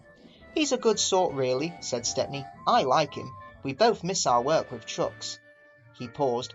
"I oughtn't to say this," he went on, "after everyone's been so kind, but our line is very short, and I never get any good runs now. I miss them dreadfully." "Never mind," smiled Edward. "Perhaps you'll get some while you're here." Stepney said good-bye to Edward and then returned to the big station. There he helped Duck shunt the yard. They were soon great friends, and enjoyed their afternoon together. Thomas arrived before they'd finish, and stayed till it was time for his last branch line train. But that train's tail lamps were hardly out of sight when the two engines heard a commotion at the station. "Hello," said Duck, "I wonder what's up." Presently the night-duty shunter came hurrying to the shed. The bell in the cabin on the branch line rang once, then 5, pause, 5. That means shunt to allow following train to pass. The signalman was puzzled. He telephoned control. "A special, is it? I see." Thomas and his passengers grumbled at being delayed, but there was no help for it. Soon they heard an unfamiliar puffing. "Express!" Headlamps swayed and twinkled, then Stepney, pulling one coach, loomed in the station lights. He slowed to exchange tablets, whistled a greeting, then gathered speed into the night. "Well, bust my boiler," said Thomas the tank engine. "Shunted," fumed Thomas next morning, "on my own branch too. It's a disgrace." "I'm sorry," said Stepney. "I was a special," he explained. "Why?" "An important passenger came after you'd gone. He said he must get home and ordered a special. Duck kindly let me take it. We had a splendid run. No record breaking, of course, but—" "Ah, well," said Thomas modestly, "perhaps when you know the road as I do—" "Exactly," put in Stepney. "You're such an expert, Thomas." Flattered, forgot he was cross, Thomas told Stepney all about his branch line. Train stops play. "You are very lucky engines," said Stepney. "Your branch has got everything. It's long enough to give you a good run, and you have plenty of passengers. Then you've a quarry and a mine and some factories, so you need plenty of trucks. Trucks are fun," he went on wistfully. "I've missed them on our line." Percy looked surprised. "You're welcome to take mine," he said this morning. So they asked permission and then went off to collect the trucks. Toby and Thomas gaped in wonderment. Stepney took his trucks to the harbour, picked up a load of empties and started back on the way. They were stopped by a signal near a cricket field where a match had just started. They settled down to watch. Presently some fielders came towards them and waved. "Oh, could you move, please?" they asked. "Your last few trucks are behind the bowler's arm." "Sorry," smiled the driver. Stepney forward and stood under the signal. The cricketers shouted their "thanks" and played again. The batsman hit the ball and soared high into the sky towards the train. Clunk went the signal as the ball fell on the train, but neither driver nor fireman heard it. They were too busy. "Stop!" yelled the fielders, but Stepney didn't hear them. Come along," he puffed to the trucks and left the frantic fielders. "Our one and only ball!" cried the players. 4 of them piled into an ancient car. "Wake up, Caroline!" Caroline coughed crossly and reluctantly came to life, and they rolled out onto the road. Stepney wasn't hurrying.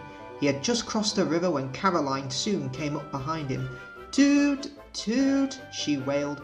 Road and rail ran side by side. The cricketers waved and shouted, but they were too far away for the fireman to recognise them or hear clearly what they said. "If those jokers want a race," the driver said, "they can have one." He advanced his regulator and Stepney drew ahead. Caroline wasn't happy at all. She rattled along at twice her usual speed. "Master shouldn't treat me like this," she grumbled. "This pace is too hot for my system. It'll fuse all my circuits." "Hurrah!" she exclaimed. "That silly train has run into a hole and we can't catch it. I can go home now." But she couldn't. Caroline nearly boiled with fury when the master made her climb a steep hill and run down to the station on the other side. Caroline arrived just as Stepney had shunted the trucks. His crew going off duty, the cricketers explained what had happened. The driver and fireman were surprised. The ball was nestled under some straw in the third truck from the van. "We're sorry," said the driver.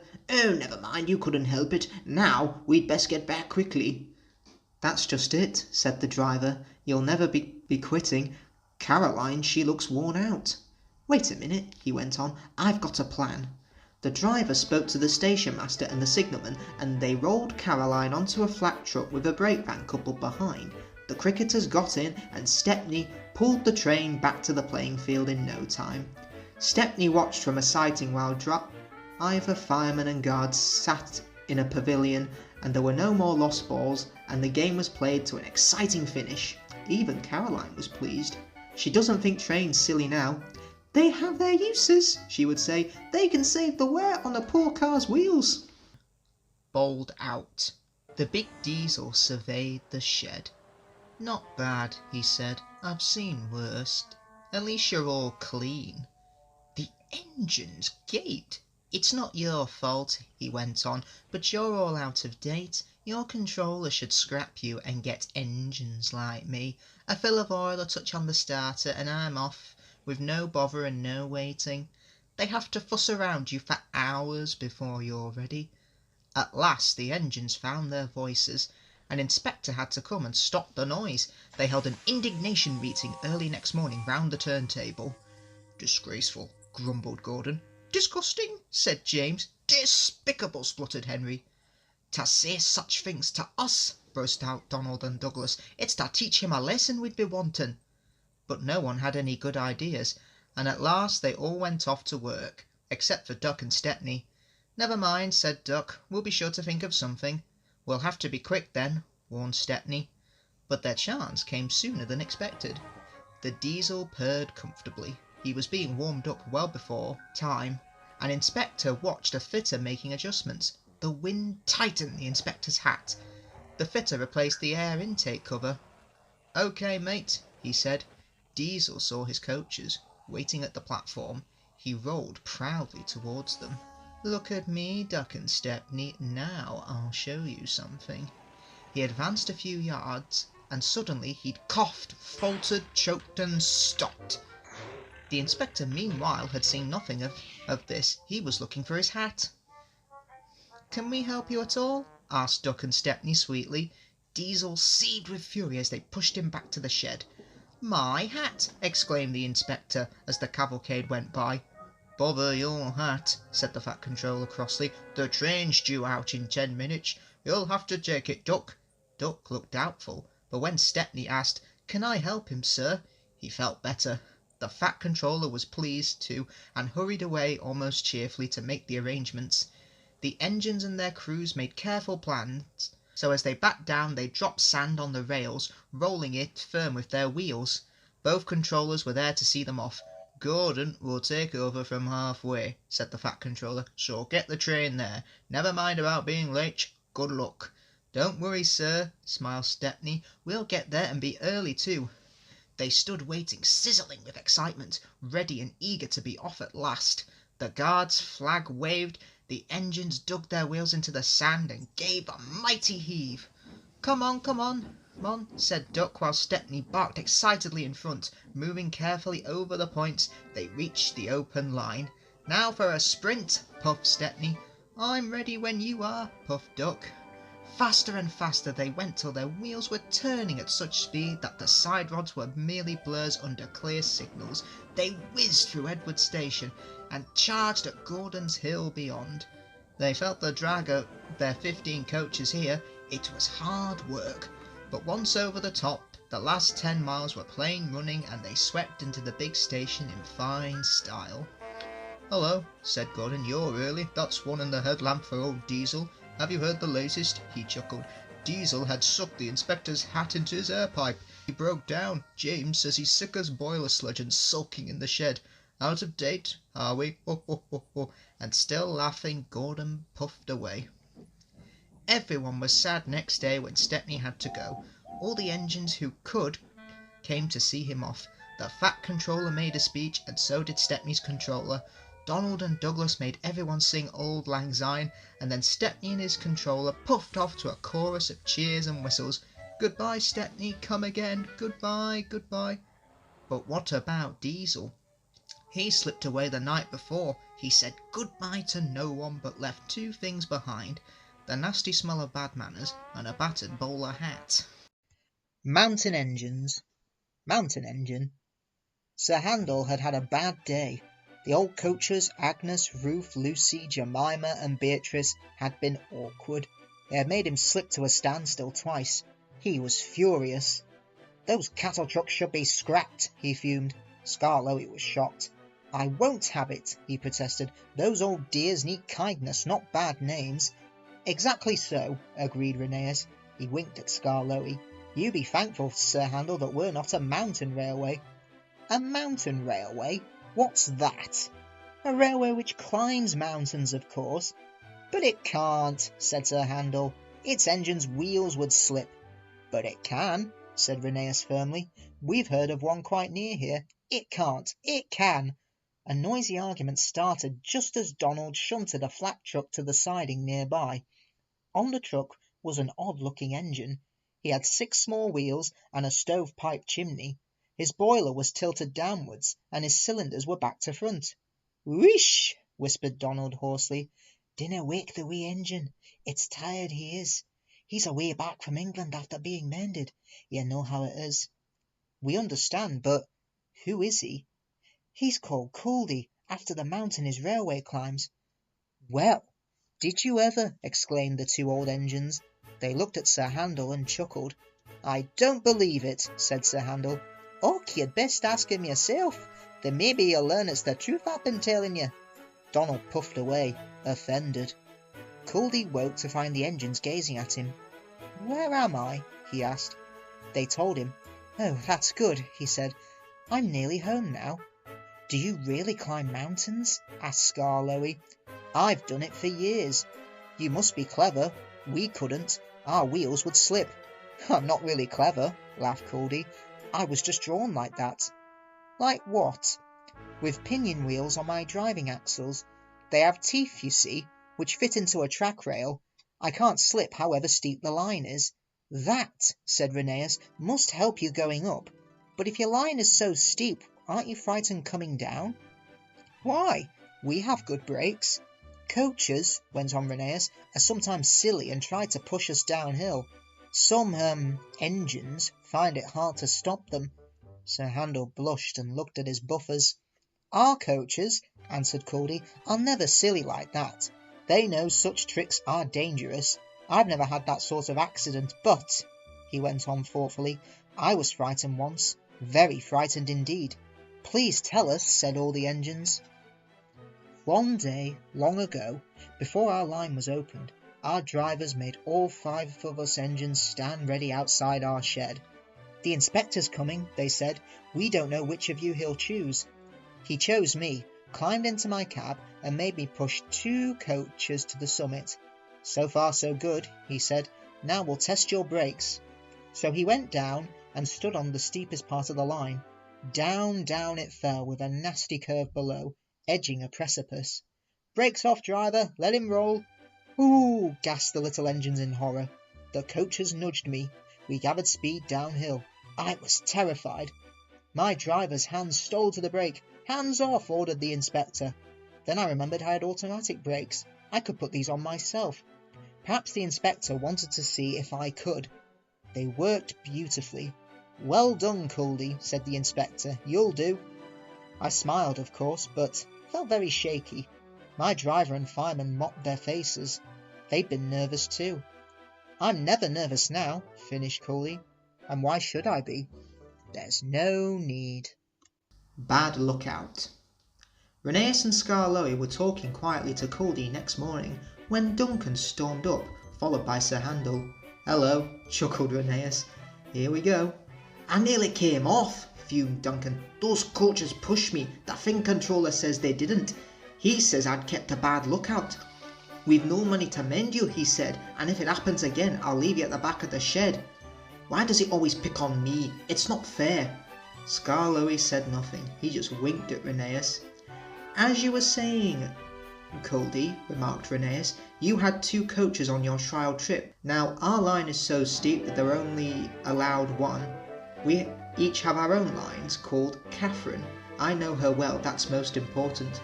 Why? Asked Sir Handel. There are only coaches. Ours, said Culdy, are something more. You could pull the old coaches and you can see ahead.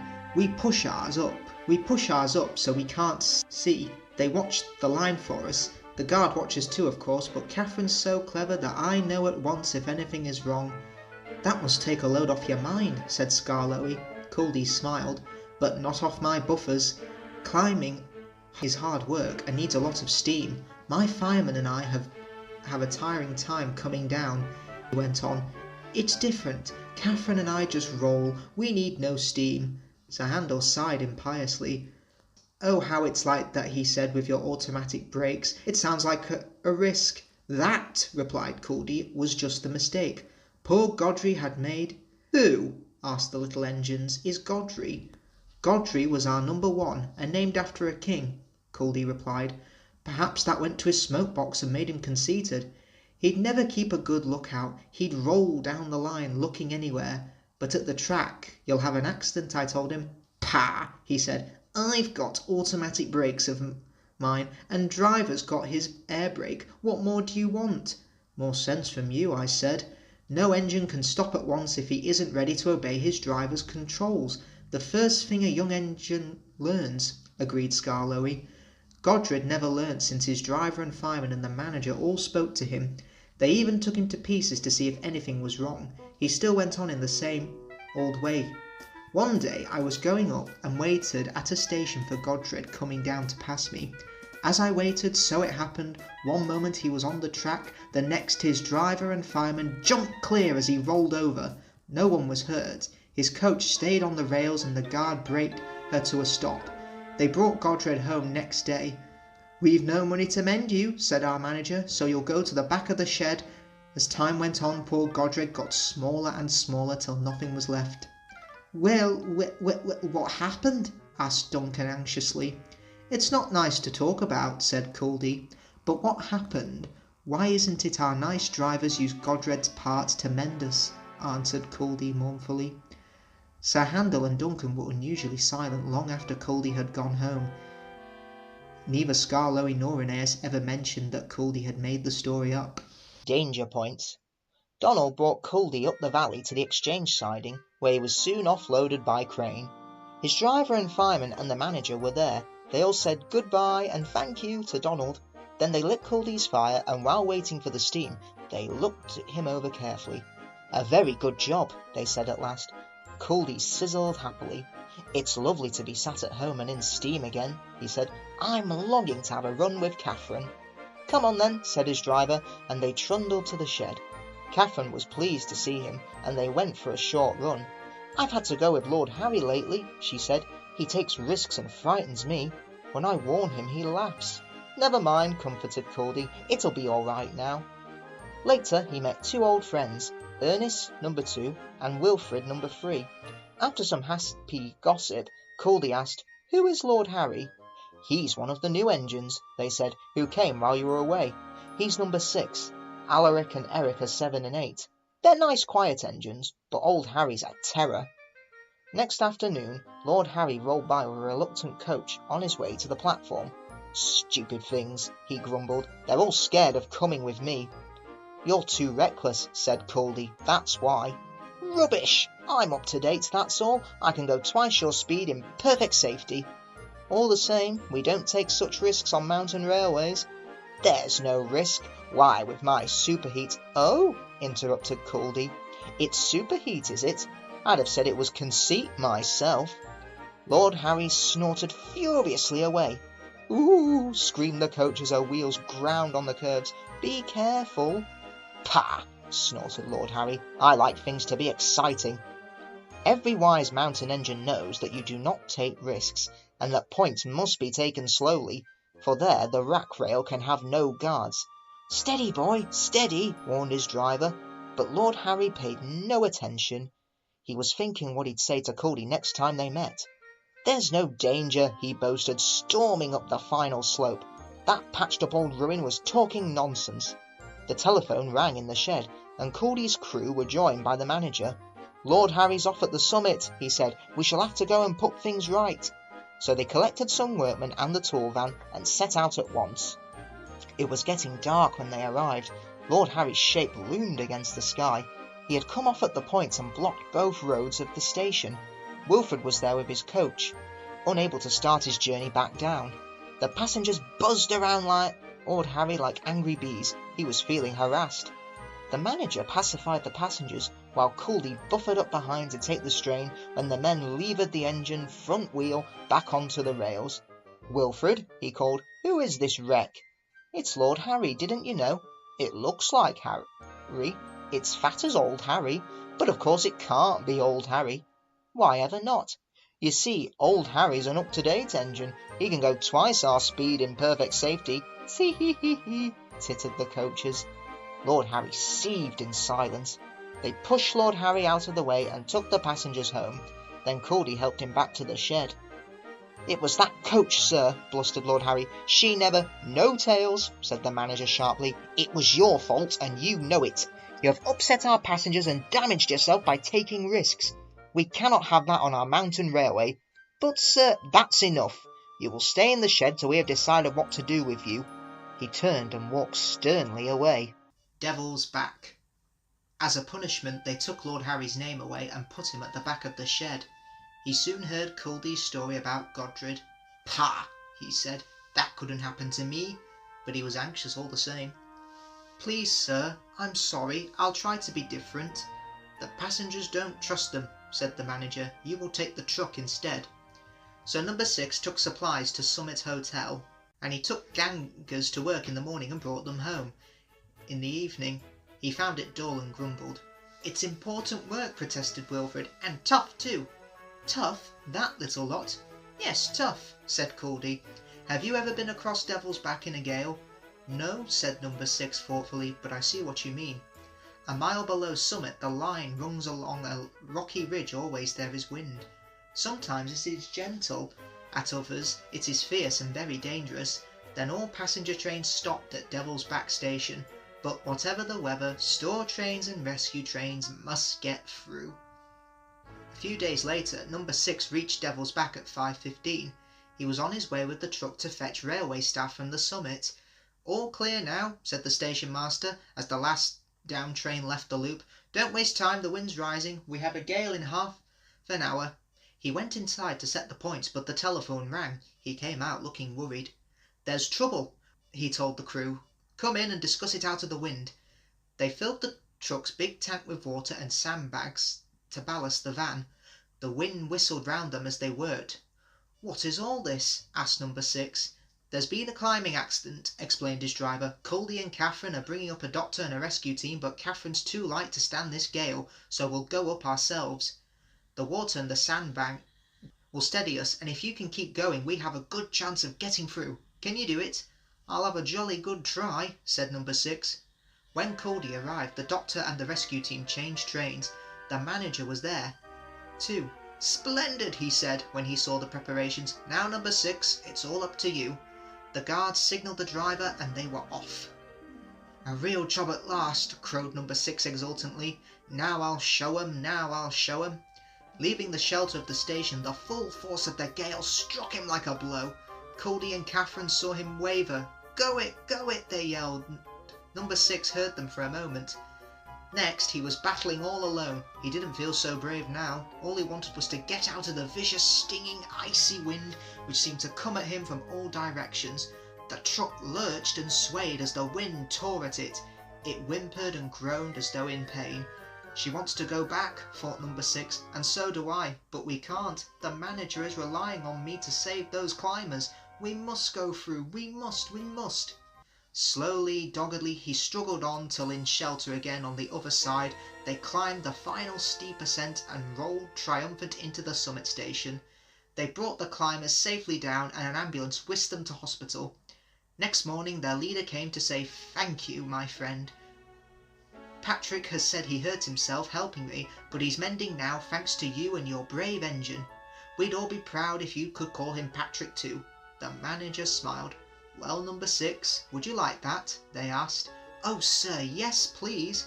Patrick and the others are all good friends. He is still brave and still ready to take risks when needed, but he knows now that it is stupid to take them just for the sake of showing off." Very old engines. Crosspatch. Skarloey made a face. "Not again, Nancy, please. Just a teeny polish," she coaxed. "You must look nice for your 100th birthday." "I am nice, you're just a fusspot, and you're a horrid old crosspatch." Nancy polished him vigorously. Skarloey smiled. "Nancy," he said, "I really was a crosspatch once. Shall I tell you?" "Oh, yes, please." "Well, come down, I can't tell it properly while you're fussing up there." "Just 5 minutes then, no longer." Nancy sat down on a box, and the old engine began. Talyllyn, Dolgok, Rheneas and I were built together in England. "Who," asked Nancy, "are Talyllyn and Dolgok?" "Talyllyn is my twin. Dolgok is Rheneas. Their railway is at Towyn in Wales, and they're 100 too. They were green and we were red. Talyllyn and I had 4 wheels then, and no cab. We thought we were wonderful, and talked about how splendid we'd look pulling coaches." "What about trucks?" asked Nancy. Skarloey chuckled. "We had no use for them," he said. "I was finished first and sent away on a ship. I didn't like that. It wobbled dreadfully. At the port the big railway kept me waiting. They had no cranes to lift me out. It wasn't the Fat Controller's railway then. He would have managed much better." "What did they do?" asked Nancy. "They used the ship's derricks. They nearly turned me upside down," said Skarloey indignantly, "and left me hanging while they arranged the truck." "You must have looked funny," gurgled Nancy. "Yes, and I felt it too. I got crosser and crosser. They fastened me to the truck at last, and an engine took me away. His name was Neil. He was ugly but kind, and we were soon friends. 'So you're bound for the wee railway,' he said. 'Ye must put some order into those trucks. The havers they make, and you'd hardly believe.' I didn't like the sound of that, but I was too tired to say anything. Plenty of people were waiting when we got there, but they weren't used to engines, and it was dark before I was on my rails. Then they left me, lonely and unhappy, and wishing Rheneas would come. Trucks were everywhere next morning. Suddenly, with a rattle and a roar, a train of loaded ones came in. I was surprised. 'There's no engine,' I said. The workman laughed. 'They've come down by gravity,' he said. 'The empty ones need pulling up, though. That's why you've come.' 'But can't they go up by whatever it was you said?'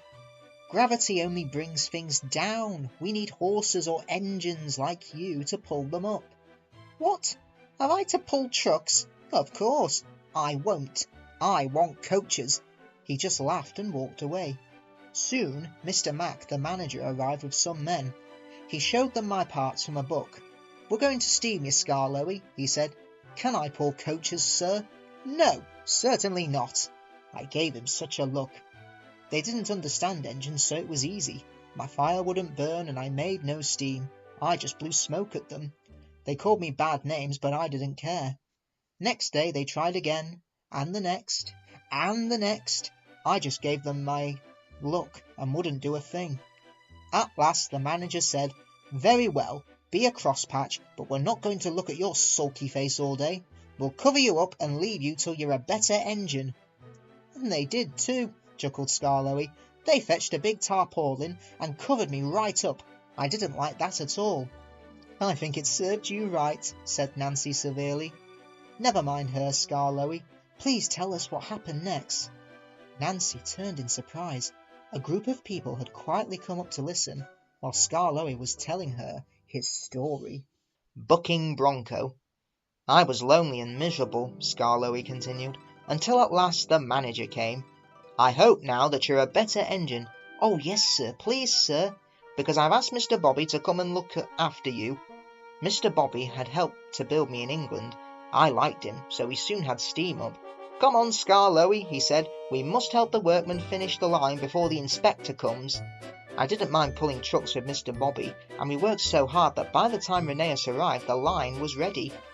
Rheneas never got so excited and bouncy as I did. He worked without hurry or fuss.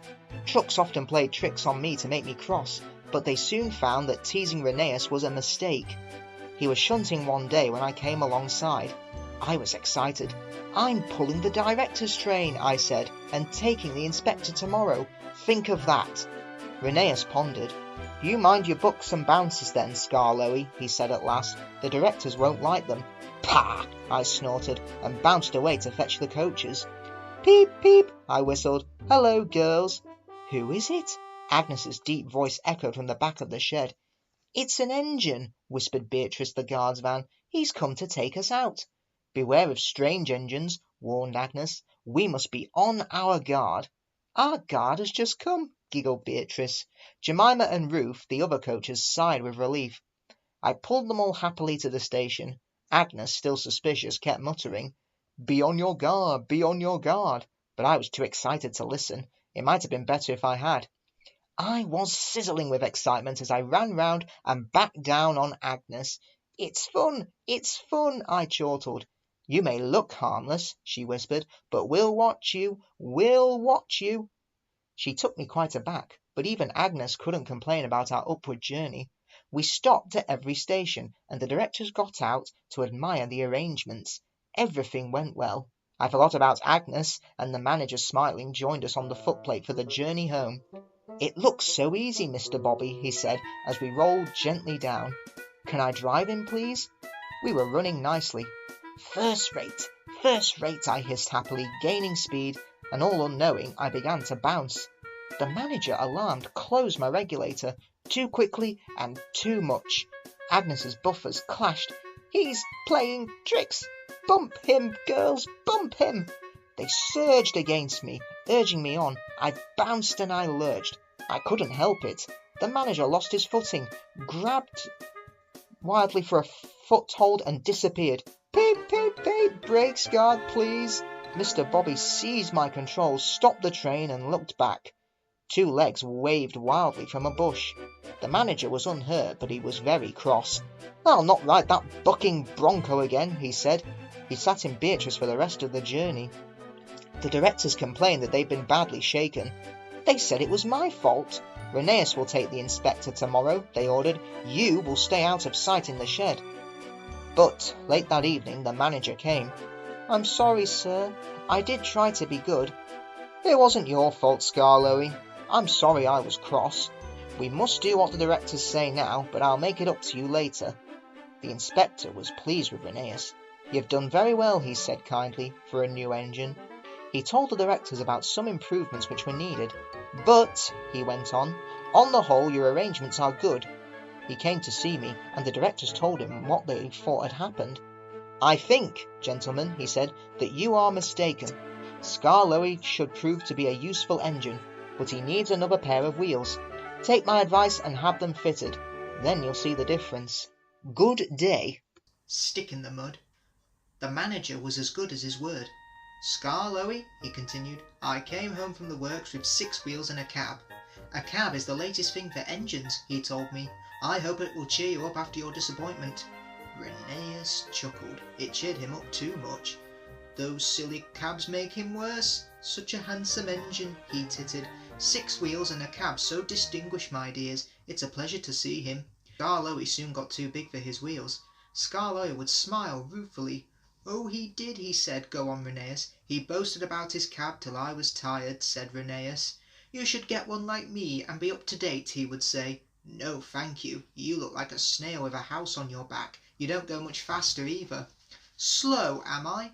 Let me tell you who is late 3 times last week."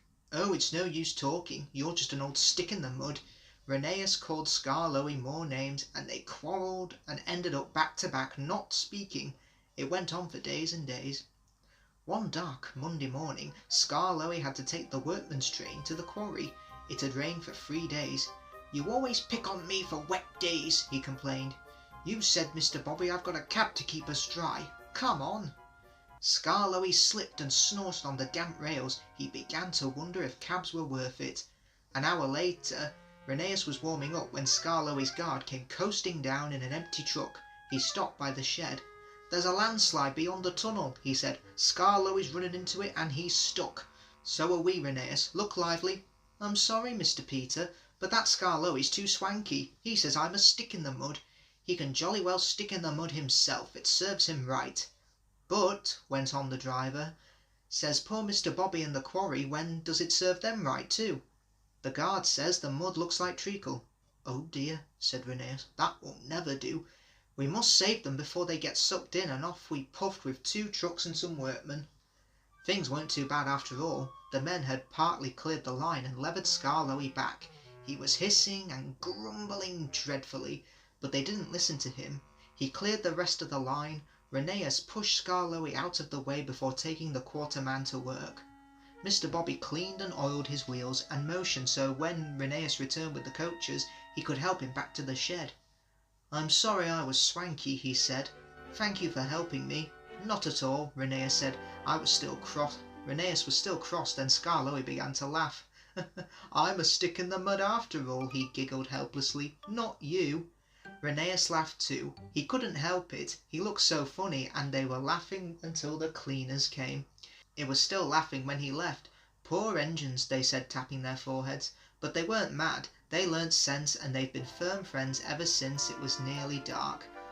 The listeners stirred and stretched. "Thank you, Skarloey and Rheneas," they said. "Now you've told us about the old days, we can give you both a splendid birthday next week." Duck and Dukes. "But I keep telling you," said Duck, "there are no Dukes. They were fine and stately, but they've all been scrapped." Peter Sam goggled in horror. "This is dreadful," he wailed. "The thing controller said the owner said the Duke said he was coming to a centenary to open our extension round at length, and now he's scrapped, and Skarloey and Rheneas's birthday is spoiled. Oh dear, oh dear." He hustled away with his empty coaches to tell the bad news. "I think," said Skarloey, "the Duck was pulling your wheels." "No, Skarloey, he was quite serious." "He always jokes like that," chuckled Skarloey, but no one agreed, and he argued so loudly that the thing controller came to stop the noise. They told him about Duck, but he paid no attention. "Odd notes are for his nonsense now," he snapped. "There's a change in tomorrow's work. Skarloey, you will meet the Duke at 11 instead of 10:30, and he hurried away. "If there is a Duke," said Duncan, but they were all too tired to argue any more. They spent a gloomy night, but cheered up next morning when the cleaners greeted the birthday engines with an all-metal band. Drivers and firemen joined in, and even the thing controller banged the metal plate as loudly as anyone. The engines punctuated the music with their whistles. The owner laughed and held his ears. Presently he looked at his watch. "That's enough," he ordered. So Rusty, Sir Handel and Duncan went to find their coaches. Visitors crowded the big station. They wanted to go to places along the line to watch the celebrations. Peter, Sam and Rheneas had carefully practiced their part as passengers in Agnes, Ruth, Lucy, Jemima and Beatrice, and they all wore clothes of 1865. Rheneas had to pull them behind Peter Sam's television train, not too close, not too far away, so that the cameraman could take pictures. Visitors waved as they went by at last. They reached a small special sighting near the extension, but they settled down to wait. "Listen," said Peter Sam at last. "Here's Skarloey. They cheered him." "Good," answered Rheneas. "Perhaps that will make up for his disappointment over the Duke." Skarloey wasn't disappointed at all. "I've bought the Duke! I've bought the Duke!" he puffed and triumphantly came to a stand between the two trains. A distinguished-looking man who stepped out climbed into Skarloey's footplate and drove him on the new line round the lake and back again. Then, standing on Skarloey's front buffer beam, he said, "Ladies and gentlemen and engines, I have pleasure in declaring your lovely lakeside loop now open." Peter Sam couldn't bear it any longer. "Excuse me, sir, the Duke," he burst out. "Are you real?" There was shocked silence. The Duke just smiled. "Skarloey said you'll be listening to Duck," he answered. "Duck thinks Dukes were Great Western engines, but Dukes are really people. I'm happy to assure you'll be the same, but I am a real live Duke." "Oh, give Duck Dukes," muttered Peter Sam, but he was sternly hushed. The Duke turned to the owner. "I congratulate you, sir, on your remarkable railway. It must be a record indeed, having 2 locomotives in regular service and both 100 years old. Long life, then, and good running to Skarloey and Rheneas, your famous old engines." The cheering and clapping died away. "Speech!" shouted someone, and the cry was taken up. "Go on, Rheneas." But the owner, so rather nervously, the old engine began. "Thank you, your grace, and everyone for your kind words. You've given us both a lovely 100th birthday. But your grace, Skarloey and I aren't the only engines we've got. There are twin brothers. Tallinn and Dolgok were built at the same time as us, so they are 100 too, and they're still at work. Their railway is at Tallinn in Wales. Please go and see the big race, and everybody, and wish them many happy returns from Skarloey and Rheneas, their little old twins." Mainline engines. The Diesel. Bill and Ben, the tank engine twins, live at a port on Edward's Line. Each of them has 4 wheels, a tiny chimney and dome, and a small squat cab. They're kept busy pulling trucks for ships in the harbour and engines on the main line. The trucks are filled with china clay, dug from the nearby hills. China clay is important. It's needed for pottery, paper, paints, plastics, and many other things. One morning they arranged some trucks and went away for more. They returned to find them all gone. They were most surprised. Their drivers examined a patch of oil. "That's a diesel," they said, wiping the rails clean. "It's a wattle?" asked Bill. "A diesel, I think," replied Ben. "There's a notice about them in our shed. I remember. Coughs and sneezels spread diseases. You had a cough in your smoke box yesterday. Oh, fireman cleaned it up, didn't he?" "Yes, but the dust made him sneeze. So this is your fault that this diesel came." "It isn't, it is." "Stop arguing, you two," laughed their drivers. "Come on, let's go and rescue our trucks." Bill and Ben were aghast. "But he'll magic us away like he did the trucks." Their drivers laughed. "He won't magic us. We'll more likely magic him." "Listen, he doesn't know that you're twins, so we'll take away your names and numbers, and this is what we'll do." Bill and Ben chuckled with delight. "Come on, let's go," they said. Eagerly creeping into Edward's yard, they found the diesel on a siding with the missing trucks, then hid behind, but Bill went boldly alongside and stood facing the diesel on the points leading out to the main line. The diesel looked up. "Do you mind?" he asked. "Yes," said Bill, "I do. I want my trucks, please." "These are mine," said the diesel. "Go away." Bill pretended to be frightened. "You're a big bully. You'll be sorry." He moved over the points and ran back and hid behind the trucks on the other side. Ben now came forward. The diesel had to stop suddenly. "Truck stealer!" hissed Ben. He ran away and Bill took his place. This went on and on until the diesel's eyes nearly popped out. "Stop, stop," he begged. "You're making me giddy." The two engines gazed at him side by side. He shut his eyes further. "Are there two of you?" he asked. "Yes, we're twins." "I might have known it," he groaned. Just then Edward bustled in. "Bill and Ben, why are you playing here?" "We're not playing," protested Bill. "We're rescuing our trucks," squeaked Ben. "What do you mean? Even you don't come into our yard without asking. You only take the trucks we give you," they both squeaked indignantly. "But this Diesel didn't ask. He just took the lot." "There's no need to be rude," said Edward severely. "This engine is a Metropolitan Vickers Diesel Electric Type 2. The twins were abashed. "We're sorry, Never mind," he smiled. "Call me Boko. I'm sorry I didn't understand about the trucks." "That's all right then," said Edward. "Off you go, Bill and Ben. Fetch Boko's trucks, then you can take these." The twins scampered away. Edward smiled. "There's no real harm in them, but they're maddening at times." "Maddening," said Boko, "is the word." Buzz, buzz. Boko reached the big station and arranged his trucks. Then he went to the shed and asked politely if he could come in. Duck was not pleased to see a Diesel, but presently when he found that Boko knew Edward, he became more friendly. And by the time Boko had told him about Bill and Ben, they were laughing together like old friends. "Have they ever played tricks on you?" asked Boko. "Goodness me, yes," chuckled Duck. "Edward is the only one who can keep them in order. You know," went on Duck, "I sometimes call them the bees." "A good name," chuckled Boko. "They're terrors when they start buzzing round." Just then James bustled in. "What's that, Duck? Are you terrified of bees? They're only insects after all, so don't let that buzzbox Beazle tell you different." "His name is Boko, and he didn't "I wouldn't care," interrupted James. "If hundreds were swarming round, I'd just blow smoke and make them buzz off." "Buzz, buzz, buzz," retorted Duck. James retired into a huff. James was to pull the express next morning, and when Duck brought his coaches, the platform was crowded. "Mind your backs! Mind your backs!" Two porters were taking a loaded trolley to the front van. Fred drove while Bert walked behind. "Careful, Fred, careful!" warned Bert, but Fred was in such a hurry and didn't listen. Suddenly an old lady appeared in front. Fred stopped dead, but the luggage slid forward and burst the lid of a large white wooden box. Some bees flew out, and just as James came backing down, they began to explore the station. Someone shouted a warning. The platform cleared like magic. The bees were too sleepy to be cross. They found the empty station cold. James's fireman was trying to couple the train.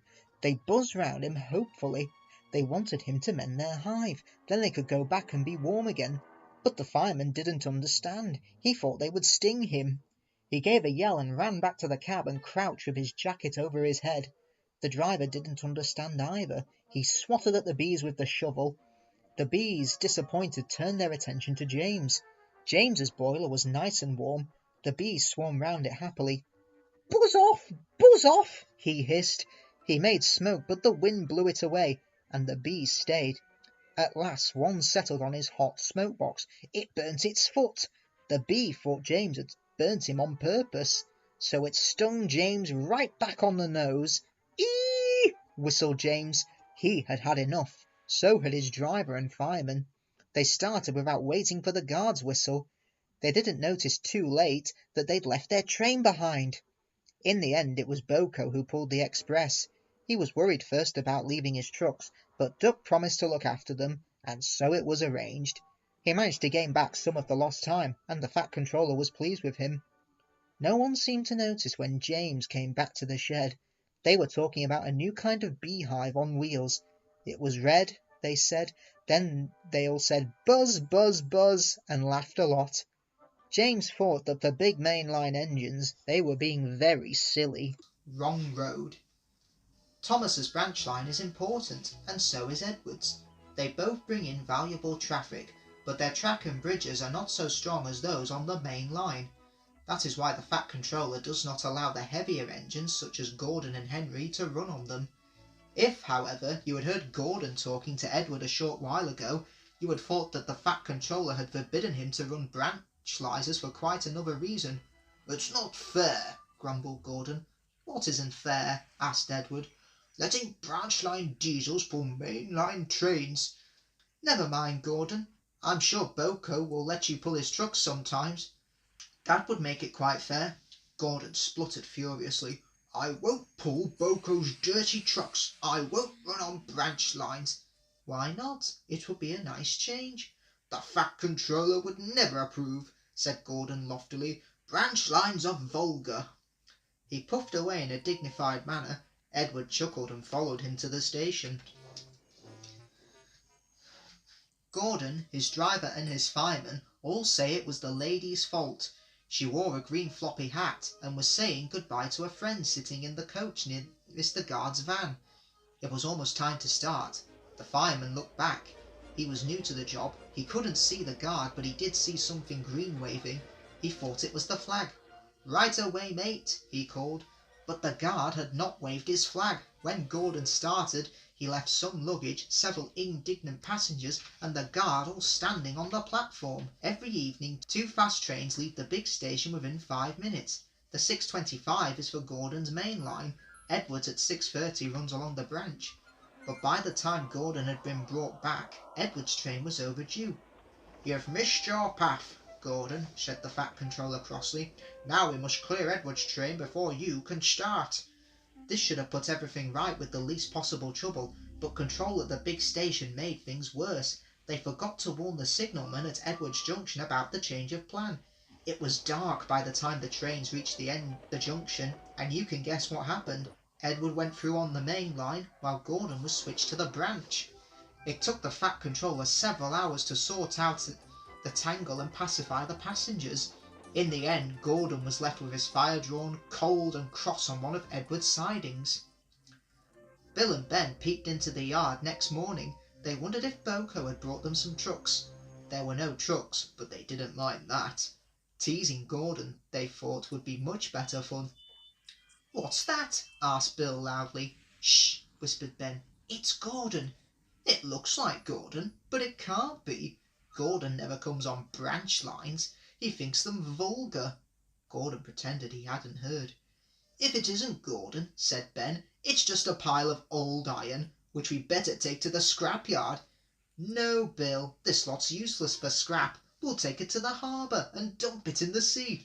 Gordon was alarmed. "I am Gordon. Stop, stop." The twins paid no attention. Gordon shut his eyes and prepared for the worst. The twins argued loudly and long. Bill favoured the scrapyard, while Ben said that cutting up in such places was something cruel.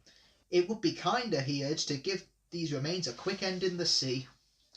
"Besides," he went on, "they would make a lovely splash." Gordon could not view either prospect with any enthusiasm. Up to the time he had disapproved of diesels. They were, he considered, ugly, smelly and noisy, but when he opened his eyes and saw Boko coming into the yard, he thought him the most beautiful sight he had ever seen. "Boko, my dear engine, save me." Boko quickly sized up the situation and sent Bill and Ben about their business. They were cheeky at first, but Boko threatened to take away the trucks of coal he had brought for them. That made them behave at once. Gordon thought he was wonderful. "Those little demons," he said. "How do you do it?" "Ah, well," said Boko, "it's just a knack." Gordon thinks to this day that Boko saved his life, but we know that the twins were only teasing, don't we? Edward's exploits. Edward scolded the twins severely, but told Gordon it served him right. Gordon was furious. A few days later some enthusiasts came.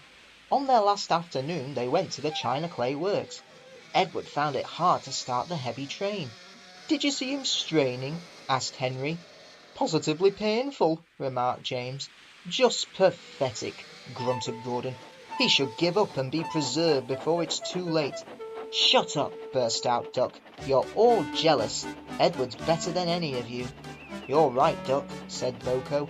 "Edward's old, but he'll surprise us all." Bill and Ben were delighted with their visitors. They loved being photographed and took the party to the workings in a brake van special. On the way home, however, the weather changed. Wind and rain buffeted Edward. His sanding gear failed, his wheels slipped, and his fireman rode in front dropping sand on the rails by hand. "Come on, come on, come on!" panted Edward breathlessly. "This is dreadful!" But there was worse to come. Before his driver could check them, his wheels slipped fiercely again and again.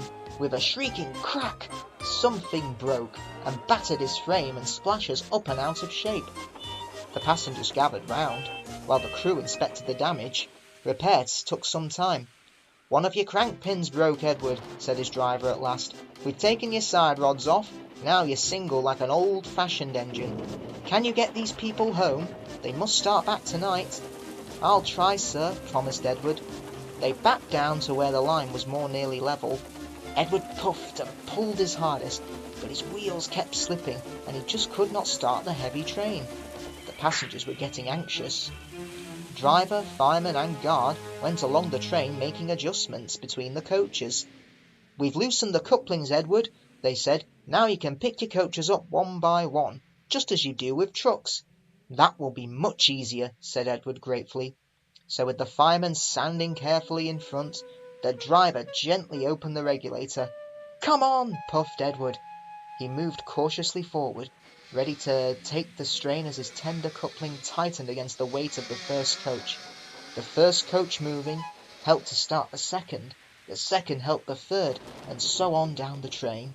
I've done it, puffed Edward, his wheels spinning with excitement. "Steady, boy," warned his driver, skillfully checking the wheel slip. "Well done, boy. You've got them.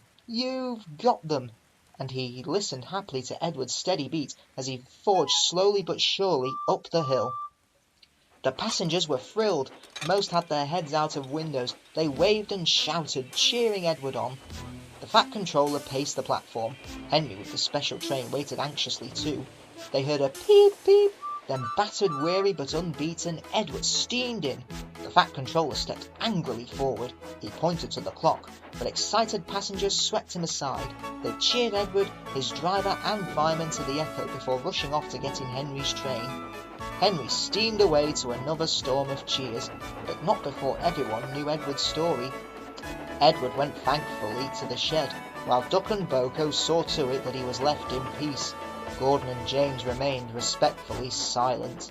The Fat Controller asked Boko to look after Edward's line while he was being mended. Boko was pleased. He worked well, and now they run it together. Bill and Ben still tease him, but Boko doesn't mind. He lives at Edward's station, but is welcome anywhere, for he is now one of the family. Donald and Douglas were the last to accept him, but he often helps with their goods trains, and the other day they were heard to remark, "For a diesel, yon Boko's nae such a bad engine." That, from the Caledonian twins, is high praise indeed. Small railway engines. Ballast. The Fat Controller's railway has a new look. From end to end they are clearing old ballast from the track and packing the sleepers with fresh stones. The gangers are pleased. Weeds don't grow in it, they say, and even James has stopped grumbling about dirty sidings. Donald and Douglas disappeared regularly behind the big station, along a line in which none of the others had ever gone. They returned with loaded ballast trains and were most mysterious about it. "Very wee engines bring the ballast down from the hills," was all they would say. Soon the engines could talk of nothing else. James and Henry thought the very wee engines must be some kind of magic. "I don't believe it," said Gordon. "Donald and Douglas have pulled our wheels before."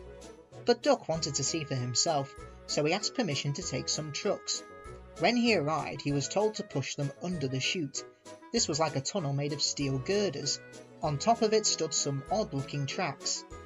"What do you think of our chute?" said a voice. "Good, isn't it?" Duck blinked.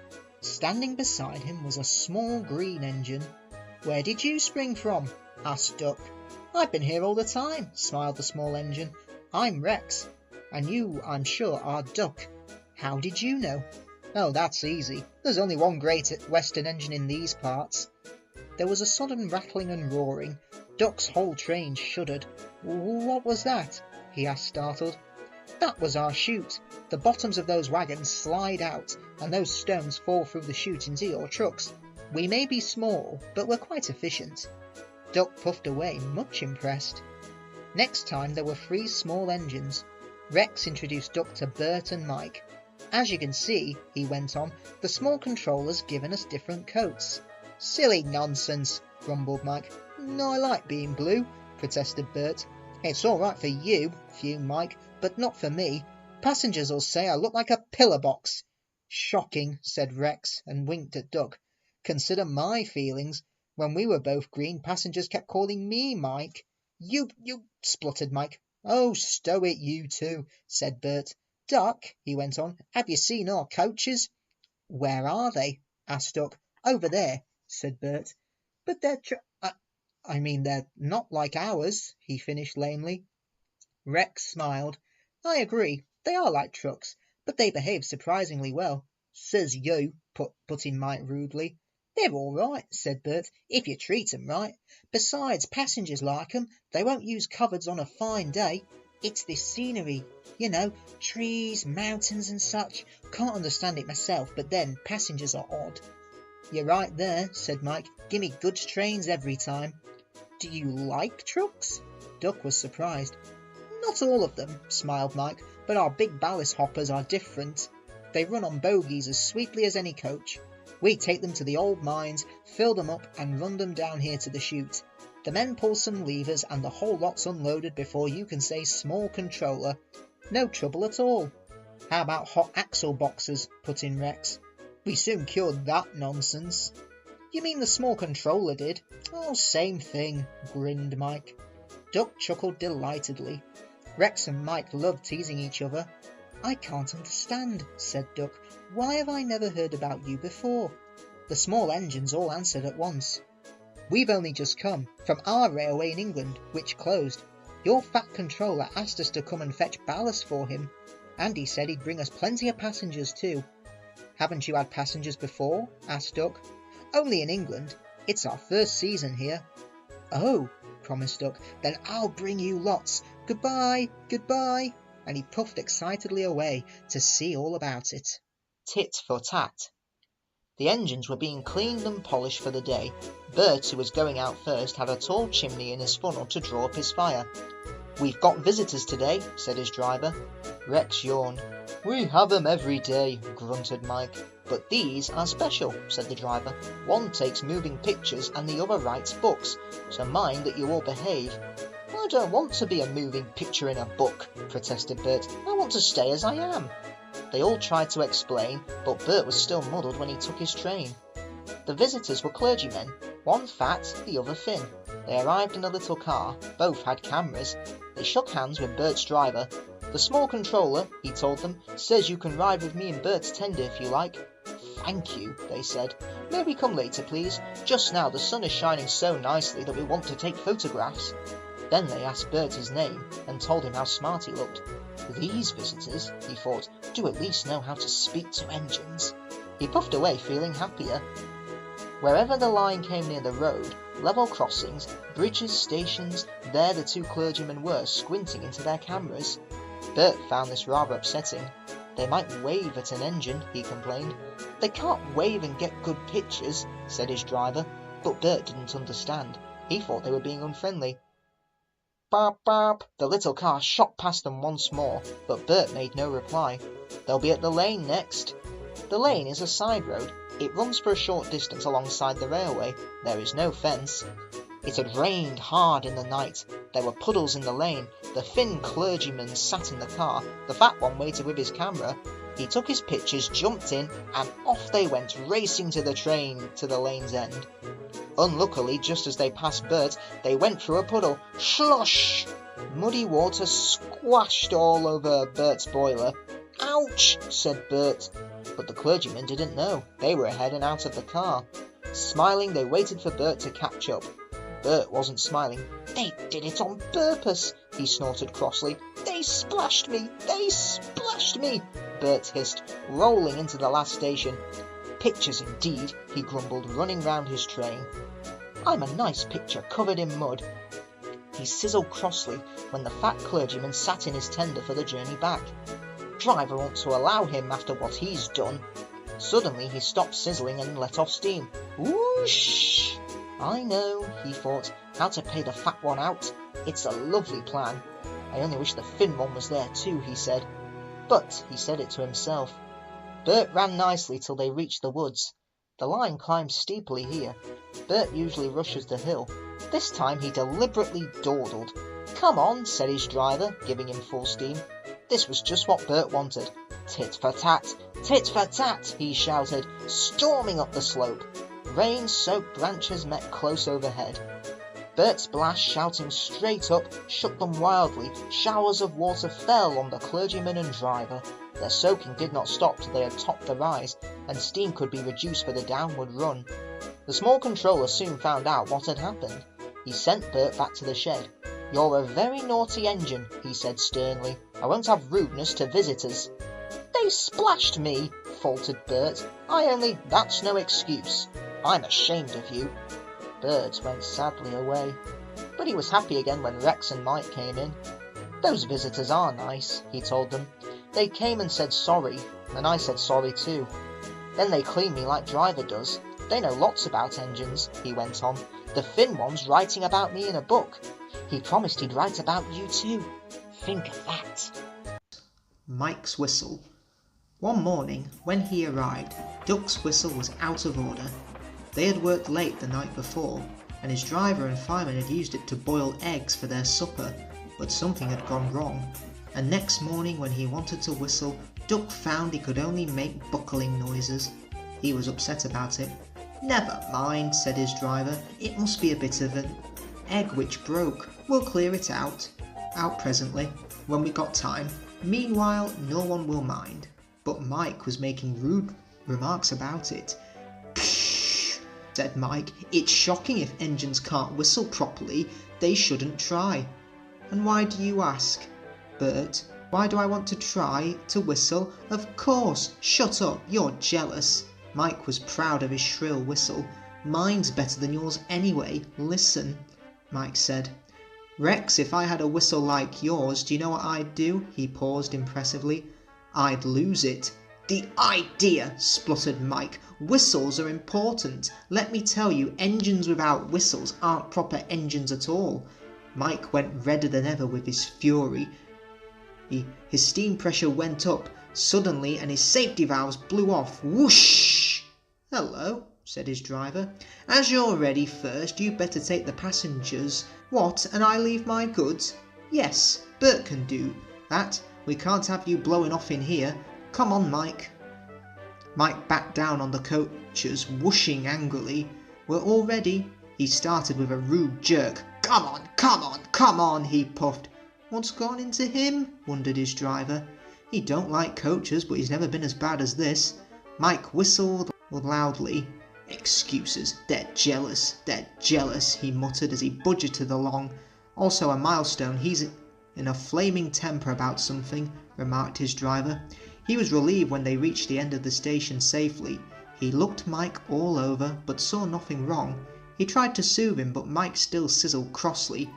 "It beats me," he said at last.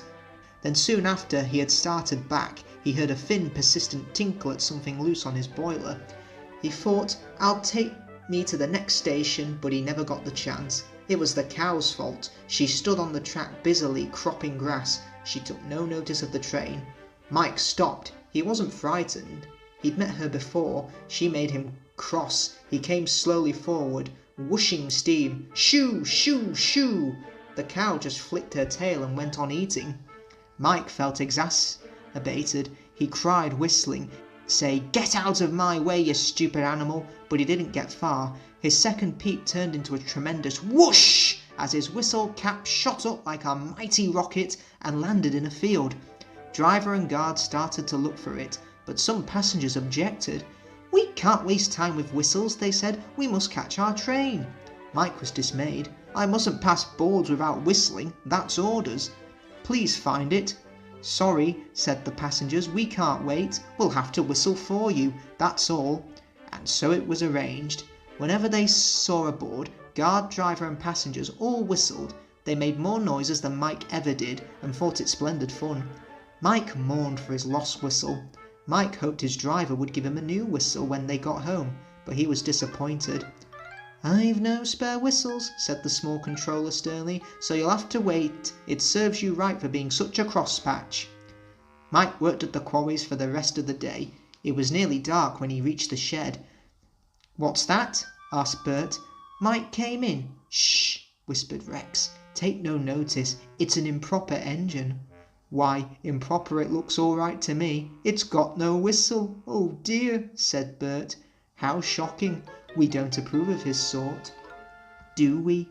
Useful railway. Mike had trouble with some sheep. He grumbled about them dreadfully. "They're silly," said Rex, "but they're useful." "What?" "Farmers," went on Rex, "sell their wool." "What's that?" "People make clothes from wool. You know, things they wear instead of paint." "Quite right." Rex. The engines were startled. The small controller stood in the doorway.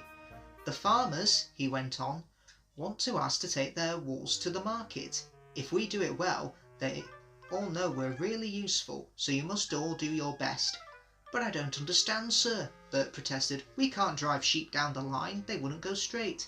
"Silly," said Rex. "We don't drive sheep, we take their wool in bales on trucks. It'll be easy."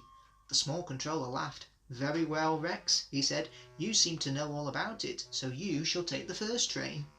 They started loading at the lane, then Rex came gently down the line, stopping at all the farms and level crossings on the way.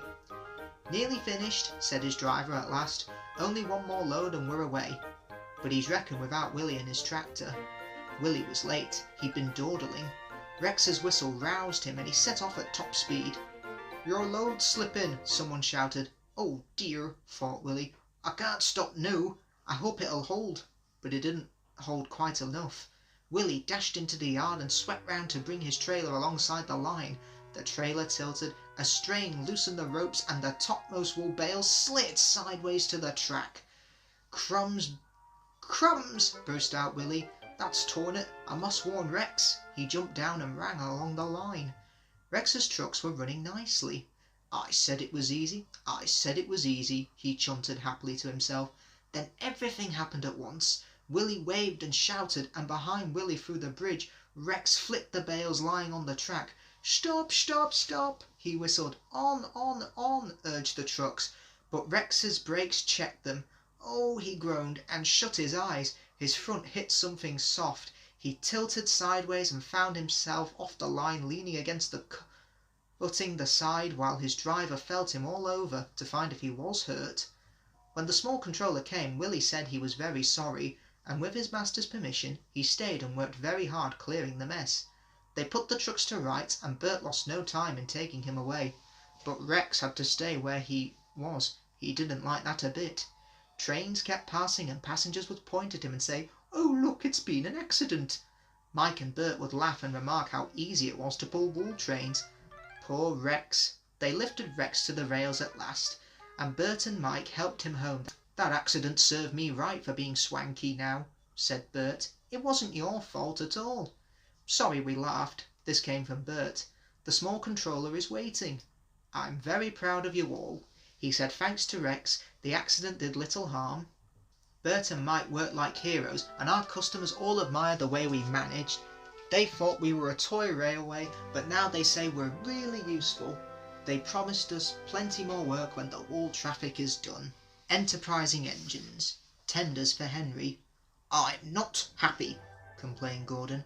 "Your firebox is out of order," said James. "No wonder after all that coal you had yesterday." "Hard work brings good appetite," snapped Gordon. "You wouldn't understand." "I know," put in Duck brightly. "It's boiler ache. I warned you about that standpipe on the other railway, but you drank Gallant." "It's not boiler ache," protested Gordon. "It's—" "Of course it is," said Henry. "That water's bad. It furs up your tubes. Your boiler must be full of sludge. Have a good wash out, then you'll feel a different engine." "Don't be vulgar," said Gordon huffily. Gordon backed down on his train, hissing mournfully. "Cheer up, Gordon," said the fat controller.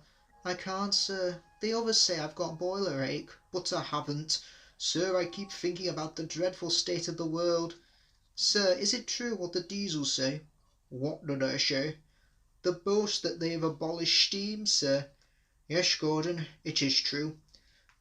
"What, sir, all my Doncaster brothers drawn the same time as me?" "All gone except one." The guard's whistle blew and Gordon puffed away sadly. "Poor old Gordon," said the fat controller. If only we could—" "Yes, I'll ask his owner at once." He hurried away. Arrangements took time, but one evening Gordon's driver ran back excited. "Wake up, Gordon! The Fat Controller's given you a surprise! Look!" Gordon could hardly believe it. Backing towards him were two massive green tenders, and their engine shape was very much like his own. "It's Flying Scotsman!" he gasped. "The Fat Controller's brought him to see me. Oh, thank you, sir." Gordon's toot of joy was drowned by Flying Scotsman as he drew happily alongside. Next day the two engines were photographed side by side. "You've changed a lot," smiled Flying Scotsman. "I had a rebuild at Crewe. They didn't do a proper Doncaster job, of course, but it serves. I had a rebuild too, and looked hideous, but my owner said I was an extra special engine, and made them give me back my proper shape." "Is that why you have two tenders, being special?" "No, you'd hardly believe it, Gordon, but over there they've hardly any coal and water." "But surely every proper railway—" "Exactly. You are lucky, Gordon, to have a controller who knows how to run railways." Everyone got on well with Flying Scotsman, except Henry. Henry was jealous. "Tenders are marks of distinction," he complained. "Everybody knows that. Why has he got two?" "He's famous," explained Duck. "He was the second to go 100 miles an hour. Besides, the other railway has no coal and water." "Pah!" sniffed Henry. "I can't believe that. I never boast," he continued, "but I always work hard enough for two. I deserve another tender for that." Duck whispered something to Donald. "Henry," asked Duck innocently, "would you like my tenders?" "Yours?" exclaimed Henry. "What have you got to do with tenders?" "All right," said Duck, "the deal's off. Would you like them, Donald?" "I wouldn't deprive you of the honour." "It is a great honour," said Duck thoughtfully, "but I'm only a tank engine, so I don't really understand tenders. Perhaps James might—" "I'm sorry I was rude," said Henry hastily. "How many tenders have you, and when could I have them?" "I have 6, and you can have them this evening." "6 lovely tenders!" chortled Henry. "What a splendid sight I'll be! That'll show the others the sort of engine I am." Henry was excited. "Do you think it'll be all right?" he asked for the umpteenth time. "Of course," said Duck. "Just go where I told you, and they'll all be ready." Meanwhile word had gone round, and the others waited where they could get a good view. Henry was cheered to the echo. When he came, he wasn't a splendid sight at all. He had 6 tenders, true, but they were very old and very dirty, all filled with boiler sludge. "Have a good wash out, Henry," called a voice. "That's right, you'll feel a different engine now." Henry was not sure, but he thought the voice belonged to Gordon. Oliver the Super Rescue. The two diesels surveyed the shed. "It's time," 7101 said one diesel, "that we took this railway over." "Shh," 199. "It's their railway after all." "Not for long," persisted 199. "Our controller says steam engines spoil our image." "Of course we do," snapped Duck. "We show what frauds you are. Call yourselves engines. If anything happens, you care nothing for your train. You just moan for a fitter. We bring it home, if only on one cylinder." "Nothing," boasted 199, "ever happens to us. We are reliable." Vulgar noises greeted this. "How rude," said 199. "You asked for it," growled 7101. "Now shut up." Next day Henry was rolling home, tender first. "I'm a failed engine," he moaned. "Lost my regulator. Driver says it's jammed wide open, and he can't mend it till I'm cool. However," he went on, "I've got steam and driver can use my reverser. It would happen after Duck fooled me with those tenders. Now they'll laugh at me again." He reached a signal box and stopped, whistling for a road. Opposite the box, on the up line, stood Diesel 199 with a train of oil tankers. "Worse and worse," thought Henry. "Now old Reliable will laugh at me too." The signalman came out. "For pity's sake, take this spam can away. It's failed. The Limited is behind, and all he does is wail for his fitter." "Spam can?" fumed 199. "Stow it," snapped the signalman, "or I'll take my tin opener to you. Now then." 199 subsided at this dreadful threat, and Henry pulled the train out of the way. The diesel didn't help. He just sulked. The Limited rushed by with a growl and a roar. Henry gave a chuckle. "Look, Spam Cam," he said, "there's your little pal." The diesel said nothing. He hoped 7101 hadn't noticed.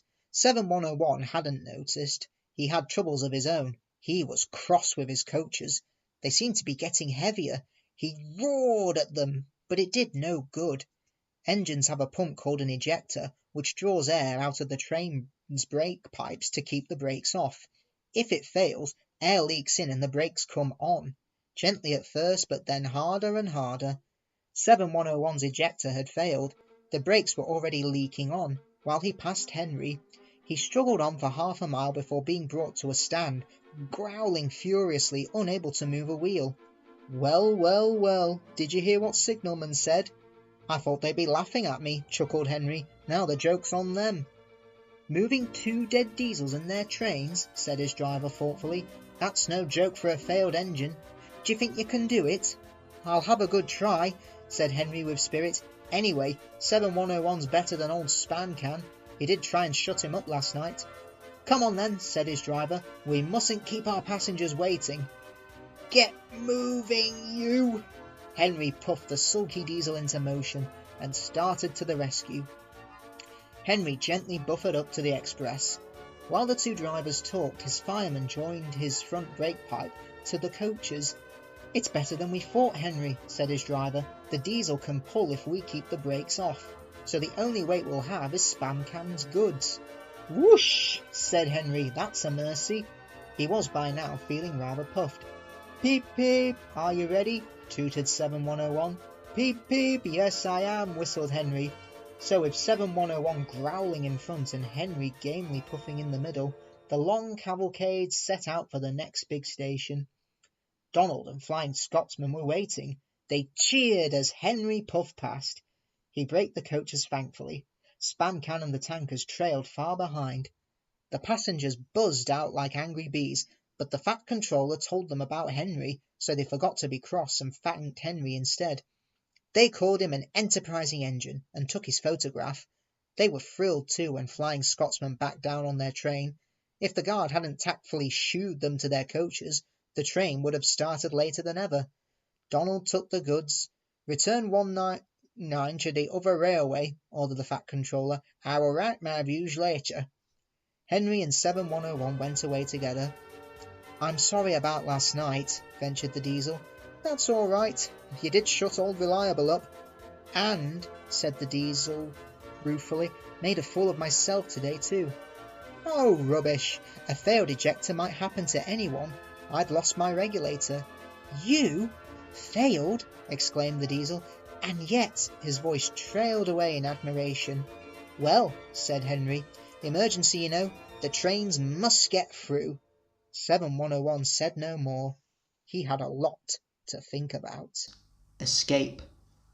Douglas had taken the midnight goods train to a station on the other railway. He was just shunting ready for his return journey when he heard a faint hiss. That sounds like a steam engine, he thought. The hiss came again. This time it almost sounded despairing. Who's there? He asked. A whisper came. Are you a fat controller's engine? I am proud of it. Thank goodness. I'm Oliver. We're escaping to your railway, but we've run out of coal and I've no more steam. Is it from scrap you're escaping? Yes, then I'll be glad to help you, but we must work fast. Both crews joined in. They took off Oliver's side rods, wrote out transit labels, and chalked scrap everywhere. Douglas marshalled Oliver in front of his train. No time to turn around, he panted. I'll run tender first. Beep, beep, yelled a passing diesel. A steamy's escaping. Douglas was puffing firmly on. Take no notice, he counselled, but they were stopped before they could clear the station. The foreman's lamp shone on Oliver. Aha, he exclaimed. A Western engine? His light flickered further. A Western auto coach and a goods brake too. You can't take these. Can we no? Said Douglas's driver. Not at all for us. See for yourself. Oh, his guard showed him the labels and papers. Oliver's crew hiding in the coach hardly dared to breathe. Seems in order, said the foreman grudgingly, but it's odd. Sure it is, began the guard. But I can tell you, stranger. So could I, interrupted the foreman. Right, away guard. A near thing, puffed Douglas. He was relieved. "We've had worse," smiled Oliver. "We ran at night. Friendly signalmen would pass from box to box where no trains were about. We got off well till Control heard about a mystery train, then they tried to hunt us down." "What did you do?" "A signalman let us hide on an old quarry branch. Driver, fireman and guard blocked the cutting with rubbish and leave it one of the approach rails. Away we stayed there for days, with diesels baying and growling like hounds outside. I was very frightened." "Then small to blame yourself," said Douglas, feeling presently they rumbled over the bridge and onto the Fat Controller's railway. "We're home. They can't touch you now." "Tell Isabel and Toad, please, Douglas." He called out the news and heard a joyful ding-a-ling, ding-a-ling. He was surprised. Oliver chuckled. "That's Isabel," he said. "There's a bell on her. You see, she's clever. When we go out together, I pull one way and push the other. When I pull, I can see ahead. When I push, I can't. So Isabel keeps a good lookout and rings a bell to talk to me." "Yeah, didn't I say?" Douglas was impressed. "Shh," said his driver. "There are the works. We won't slip in unbeknownst and find a place for Oliver." Douglas tried hard to be quiet, but the night foreman heard them and had to be told their secret. "I know just the place," he said, and showed them an empty siding nicely hidden away. Oliver said "Goodbye" and "Thank you," and Douglas puffed away. "Yon's an enterprising engine," he thought. Little Western. Douglas arrived just in time to see Flying Scotsman take his enthusiasts home. The Fat Controller said they had all been honoured, and thanked Flying Scotsman and his owner for their help. "Please tell everyone," he went on, "that whatever happens elsewhere, steam will still be at work here. We shall be glad to welcome all who want to see and travel behind real engines."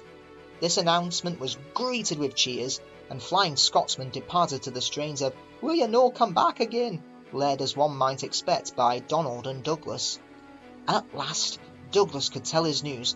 They were all excited about it, and agreed that something must be done for Oliver. "I'm feared," said Donald, "some murdering diesel may creep him, and him there alone lacking steam even to whistle for help." "You're right," said James. "It won't be safe till the Fat Controller knows." "Douglas should tell him at once," said Gordon firmly. "Is it me to speak to the Fat Controller? It's forward he'd think me and maybe interfering." "Well, here he is," said a cheerful voice. "Now what's this all about?" Duck broke the awkward silence. "Beg pardon, sir, but we do need another engine." "I agree, Duck. That is why I'm giving 7101 another chance." Their faces showed such dismay that the Fat Controller had difficulty with his own. "Sir," ventured Gordon at last, "we had hoped for a real engine." "They," said the Fat Controller gravely, "are rare, and unless one escapes, there's little hope." "But, sir," burst out Donald, "one has—" "And thanks to Douglas, is now at our works," announced the Fat Controller. "Sir," gasped Douglas, "is there anything ye don't know?" "More than you think," he laughed. "Oliver's crew told me all you did, Douglas." "Och, sir, you couldn't see a brave wee engine, and him in trouble, and no do a wheel's turn." "More than a wheel's turn, I fancy, Douglas. I'm pleased with you. Oliver, Isabel and Toad will soon be ours. Oliver and Isabel are just what we need for Duck's branch line." Loud cheers greeted this announcement. "And Toad wants to be the brake van, Douglas." "Thank you, sir. I'd hoped for that. He and I'll do brawly together." That, of course, made everything right. Henry spoke a good word for 7101, and the others gave him a great welcome. He had good manners for a start, so Henry didn't find it hard to teach him our ways. 7101 finds them difficult from those of the other railway, but much more interesting. He is now quite a useful engine. They teased him at first because of his growls. They said he was like a bear. He still growls, not because he is cross, but because he can't help it. His name, Bear, has stuck. He likes it. "It's nicer than just having a number," he says. "Having a name means that you really belong." The Fat Controller soon had Oliver, Isabel and Toad mended and painted in full Great Western colours. Then he rescued 3 more Western auto coaches. 2, Alice and Mirabelle, he gave to Duck. The third, Dulcie, joined Oliver and Isabel. Duck and Oliver are happy on their branch line. It runs along the coast to the small railway. "We reopen branches," they boast. They are very proud of this indeed. The others laughed at first and called their branch the Little Western. Duck and Oliver were delighted. and now no one ever thinks of calling it anything else. Oliver the Western Engine, Donald's Duck. The Fat Controller had reopened a branch line. It runs along the coast by sandy beaches and seaside towns till it meets the small railway at a port to which big ships come. As Duck had made friends with the small railway engines, the Fat Controller asked him to take charge. "Your work in the yard has been good," he said kindly. "Would you like to have this branch line for your own?" "Yes, please, sir," said Duck. "Very well," said the Fat Controller. "I hope you will work hard and be a credit to me." Duck is very proud of his branch line, and he works very hard. His two coaches, Alice and Mirabel, are painted in Great Western colours. They take passengers to the small railway. Duck also has some trucks in which he hauls away the ballast that the small engines bring down from their valley. The Fat Controller uses this ballast for his railway. Duck cannot do all the work by himself, so Donald and Douglas take turns to help him. The Fat Controller has built them a shed at the station by the small railway. Duck felt his responsibility deeply. He talked endlessly about it. "You don't understand, Donald, how much the Fat Controller relies on me." "Okay," muttered Donald sleepily. "I'm Great Western and quack, quack, quack." "What?" "You heard quack, quack, you go. Sounds like you laid an egg. Now wheesht and let an engine sleep." "Quack yourself," said Duck indignantly. He stayed awake wondering how to pay Donald out. At last he said to himself sheepily, "I'll ask Driver in the morning. He says I quack as if I'd laid an egg. Let's pay him out." "Quack, do you?" his fireman pondered. "I know," he said, and whispered. Duck giggled, and his driver slapped his leg in delight. "Just right," he said. He dearly loved a joke. That night when Donald was asleep, they popped something into his water tank. "We've done it," they whispered to Duck. "They won't hurt her, will they?" asked Duck anxiously. "Bless you, no. They're both kind men. She'll come to no harm." A duckling popped out of Donald's tank at the first water stop. Both driver and fireman goggled with surprise, but Donald laughed. "No doot who's behind this," he said, and told them what had happened in the shed. The duckling was tame. She shared the driver and fireman's sandwiches and rode in the tender, quacking at intervals. The other engines enjoyed teasing Donald about her. Presently, however, she hopped off at a station, and as they couldn't wait to catch her, there she stayed. But before they reached home, Donald and his driver and fireman consulted together and made a plan. That night, Donald's driver and fireman got busy. When Duck's crew arrived to look him over in the morning, they found something which made them laugh till they cried. "Look, Duck," they said, "look what was under your bunker, a nest box with an egg in it." Duck peered at it unbelievingly. Donald opened a sleepy eye. "You dinna say?" he exclaimed. "Do you mind what I said, Duck? You must have laid it this night, all unbeknownst." Then Duck laughed too. "You win, Donald," he said. "I'd take a very clever engine to get the better of you." The duckling settled at the station and became a pet with passengers and staff. She carefully inspects all parcels and luggage and sees that the porters stow them properly in the vans. When she wants a swim, she flies to a nearby pond, but always returns to welcome the trains. She stands by the cab, quacking imperiously, till driver or fireman gives her something to eat. Donald is her favourite, and she sometimes allows him to give her rides, but always gets off at her own station. The station master calls her Dilly, but to everyone else, she is always Donald's Duck. Resource and sagacity. Oliver is a Great Western tank engine. The other railway wants to scrap him, so he ran away with Isabel, his faithful coach, and so did Toad the brake van. At the last moment they were nearly caught, but Douglas saved them. The Fat Controller was pleased, and said that when Oliver was mended he could help Duck with his branch line. "We'll give you all Great Western colours, right, Duck?" he said kindly. "That will help you to forget your troubles." "Oh, thank you, sir," said Oliver happily. Duck's branch starts from the big station. When all of them started work, he often met other engines. There they all wanted to know about his adventures. "Amazing," Henry would remark. "Oliver," said James, "has resource." "And sagacity," put in Gordon. "He is an example to us all." "You're too kind," giggled Oliver modestly, but he was only a tank engine. After all, no big engine had ever said admiring things to him before. I'm sorry to say that it made him puffed up in the smoke box. the Fat Controller rescued another coach called Dulcie. She trundled along with Isabel. Oliver sang, "Oh, Isabel's a funny coach and so is Dulcie too. If I didn't look after them, I don't know what to do." "Just listen to him, twittered Dulcie. "He's proud, he's conceited, and he's heading for trouble." Isabel sadly replied, "I feel it in my frames," she shrieked. As they rounded a curve, Oliver just laughed. "Henry says I'm amazing. He's right. What do I care for trouble? I just push it aside. All trucks are badly behaved, but ballast trucks are worst of all." Donald, Douglas and Duck warned Oliver about this. "You think I can't manage?" he said huffily. "Gordon knows better. He says I'm sagacious." "You may be good gracious, but say no more, Duck. It's maybe a pity, but the wee engine will have to learn for himself," argued Donald. Today Oliver took the trucks by himself for the first time. He pulled the loaded ones to a siding and pushed empties to the chute. Then it came back full of confidence to take the loaded wagons away. The loaded trucks were comfortable and didn't want to move. They had just realised too that they had a different engine. "Duck we know," they grumbled, "and Donald and Douglas. What right is Oliver to poke his funnel in here?"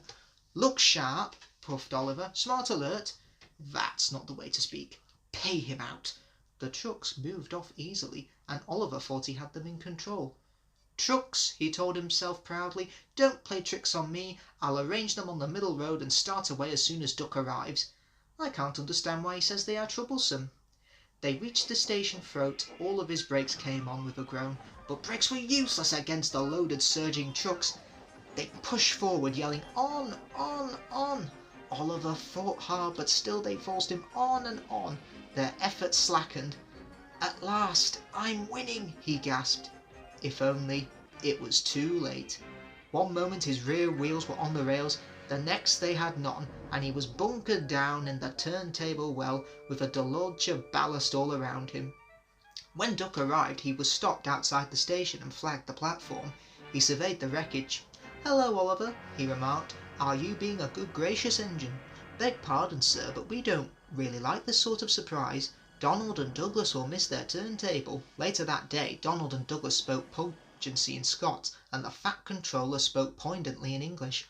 All three left Oliver in no doubt at all, but so far from being sagacious, he was a very silly engine. Toad stands by. When Oliver came home again, the trucks sang songs, rude and loud. They were led by Scruffy, a private owner wagon. "Oliver's no use at all, thinks he's very clever, says that he can manage us, that's the best joke ever. When he orders us about with the greatest folly, we just push him down the well. Pop goes old Ollie." The engines bumped into them. "Shut up," they ordered. But it couldn't be everywhere, and everywhere they weren't, the trucks began again. At last the engines gave it up. "We're sorry, Oliver," they said. "It's really my fault," he answered sadly. "I'm worried, Mr. Douglas," said Toad next morning. "This nasty disrespect for engines, when's it going to end?" "Who knows?" said Douglas gloomily. "It must be stopped before it gets worse.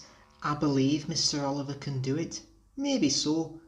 But now I have a plan, Mr. Douglas. May I stay here today and help him? We are both Great Western and must stand together. Would you ask him before you go to favour me with a word?" "I'll take you to him, but he's small for the work you had in mind." "No, Duck, Toad's right. This trouble's my fault, and I must put it right. I meant no disrespect, you understand, Mr. Oliver." "Of course not, Toad. Anyway, Driver says the same, and he's arranged it with the station master." "Very well, Oliver, but I must hurry. My passengers will be waiting. Don't forget Stepney's tip about the sand. Lay it on the rails as you back down and roll it firm with your wheels. You get a splendid grip that way. Good luck. We three will be there to cheer you on while you give those trucks a lesson." "So long," smiled Oliver bravely, but he felt dreadfully nervous inside. "I expect, Mr. Oliver, you'll want me on the middle road as a stock block?" "Yes, please."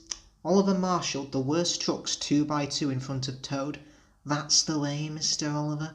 Takes longer, but they can't give trouble. And if you leave that Scruffy till last, you'll have him behind you. Then you can bump him if he starts his nonsense." Duck arrived to find them ready and waiting. "Three cheers for Oliver and Toad," he called. Alice and Maribel responded with a whistle, and so wonderingly did the passengers. "Old back," whispered Scruffy. The trucks giggled as they passed the word. Oliver dug his wheels into the sand and gave a mighty heave. "Ooh!" groaned Scruffy. His couplings tightened. He was stretched between Oliver and the trucks. "I don't like this." "Go it!" yelled Duck. "Well done, boy, well done." "Oh!" wailed Scruffy, but no one bothered about him. "Oh! I'm coming apart!" There came a rending, splitting crash. Oliver shot forward suddenly. Scruffy's fronting bumped behind his bunk.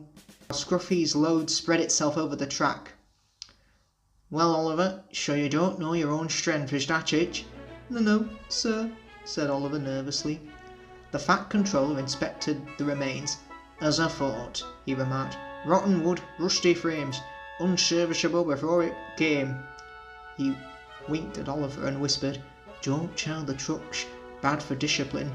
He strode away, chuckling. Nowadays, Oliver only takes the trucks when the other engines are busy, but they always behaved.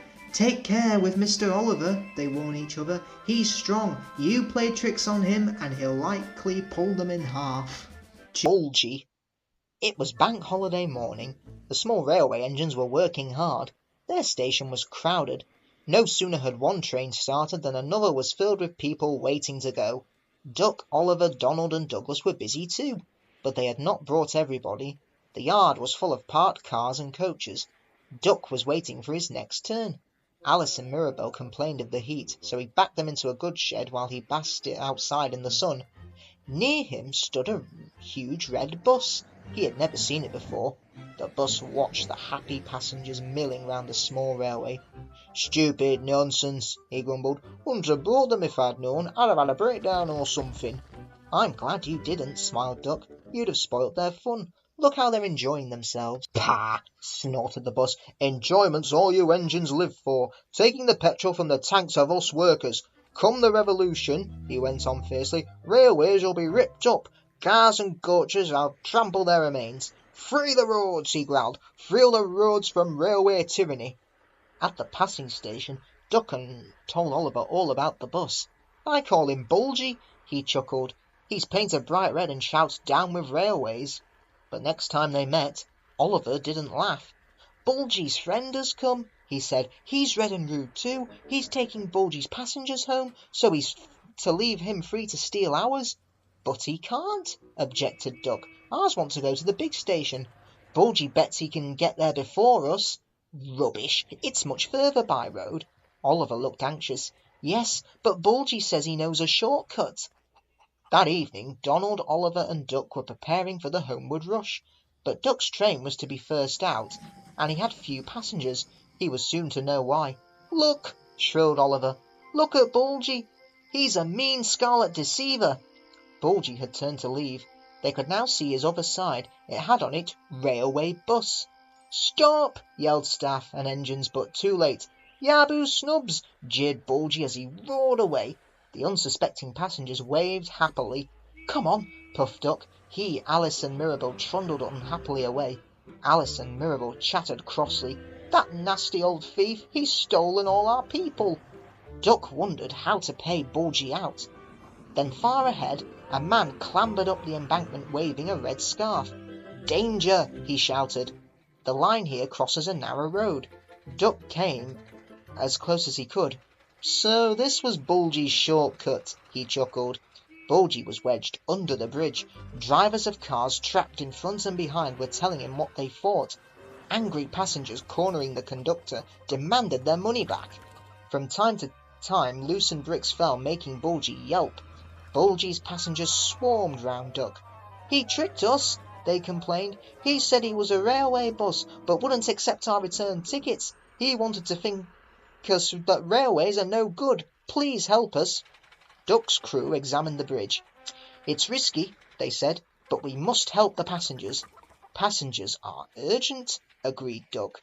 "Besides," he chuckled, "it'll pay Bulgy out." They laughed and told the passengers to wait on the other side of the bridge. "Stop!"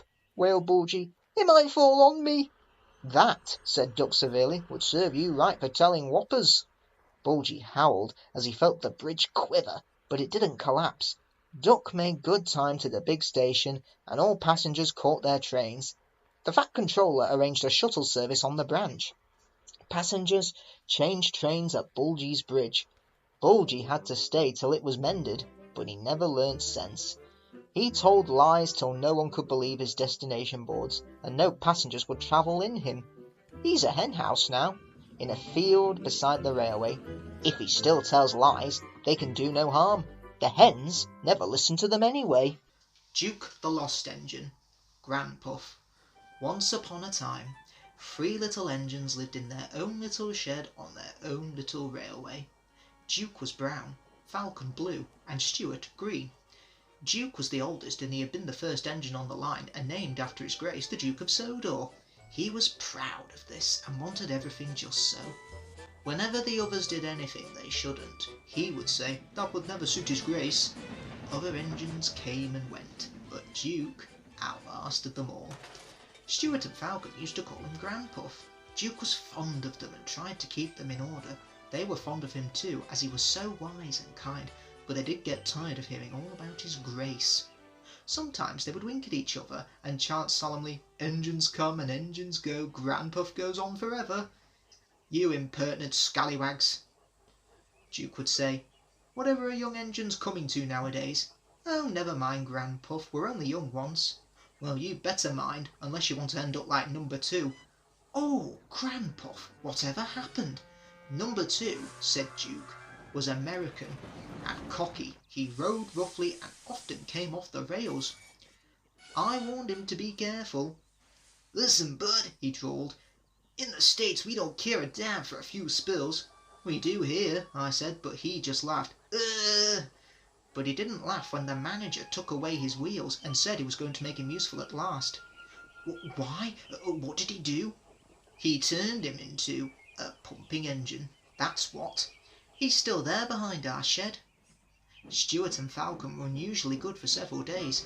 Stuart and Falcon became really useful engines, and all 3 engines were happy together for many years. But hard times came. The mines closed one by one, and the engines had little to do. At last their line was closed too, and people came to buy the engines. "We'll take Stuart and Falcon," they said, but no one wanted Duke. They thought him too old. "Cheer up, Grand Puff," called Stuart as they went away. "We'll find a nice railway, and then you can come and keep us in order." They all laughed bravely, but not one of them thought it would ever come true. Duke's driver and fireman oiled and greased him one last time. They sheeted him snugly and said goodbye. They had to go away and find work. Duke was alone and locked up in the shed. "Where's his grace?" he wondered. "It's not like him to forget me." But his grace had sadly been killed in the war, and the new Duke, a boy, hadn't learned of his little engine. "Oh well," said Duke to himself, "I'll go to sleep. It'll help pass the time." Years passed. Winter torrents washed soils from the hills. Over the shed, trees and bushes grew all around. You wouldn't have known a shed was there, let alone a little engine asleep inside it. Have you guessed about Stuart and Falcon?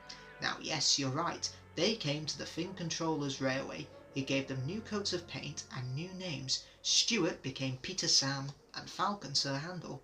They prefer their new names. That was a long time ago, but they never forgot Grand Puff.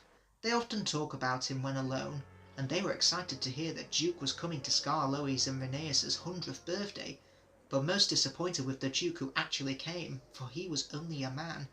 But we shall say no more, or I will spoil the next story. Bulldog. Ever since Skarloey and Rheneas had their 100th birthday, Peter Sam had been worried. He kept on saying that the real Duke never came. "Rubbish," said Duncan. "Of course he was real." "All the same," Peter Sam persisted, "but he wasn't our Duke." "Our Duke," said Sir Handel, "is an engine." "You're as bad as he is. All engines' Dukes were scrapped. Ask Duck." "Duck doesn't know everything," Skarloey put in. "Tell us about him, you two." Here is one of the stories that Peter Sam and Sir Handel told about Grand Puff. It happened when Sir Handel was new to the line. Now have you remembered that in those days he was called Falcon and painted blue? You have? Now we can begin. The manager came to see him one day and said he was pleased with his work so far. Now, Falcon, he went on, you must learn the mountain road. Yes, please, sir, said Falcon excitedly. So tomorrow you shall go double-heading on it with Duke. He'll explain everything. Falcon didn't like this. He thought Duke was a fusspot and a regular old fuddy-duddy. Duke's train was one for holidaymakers. He called it the picnic.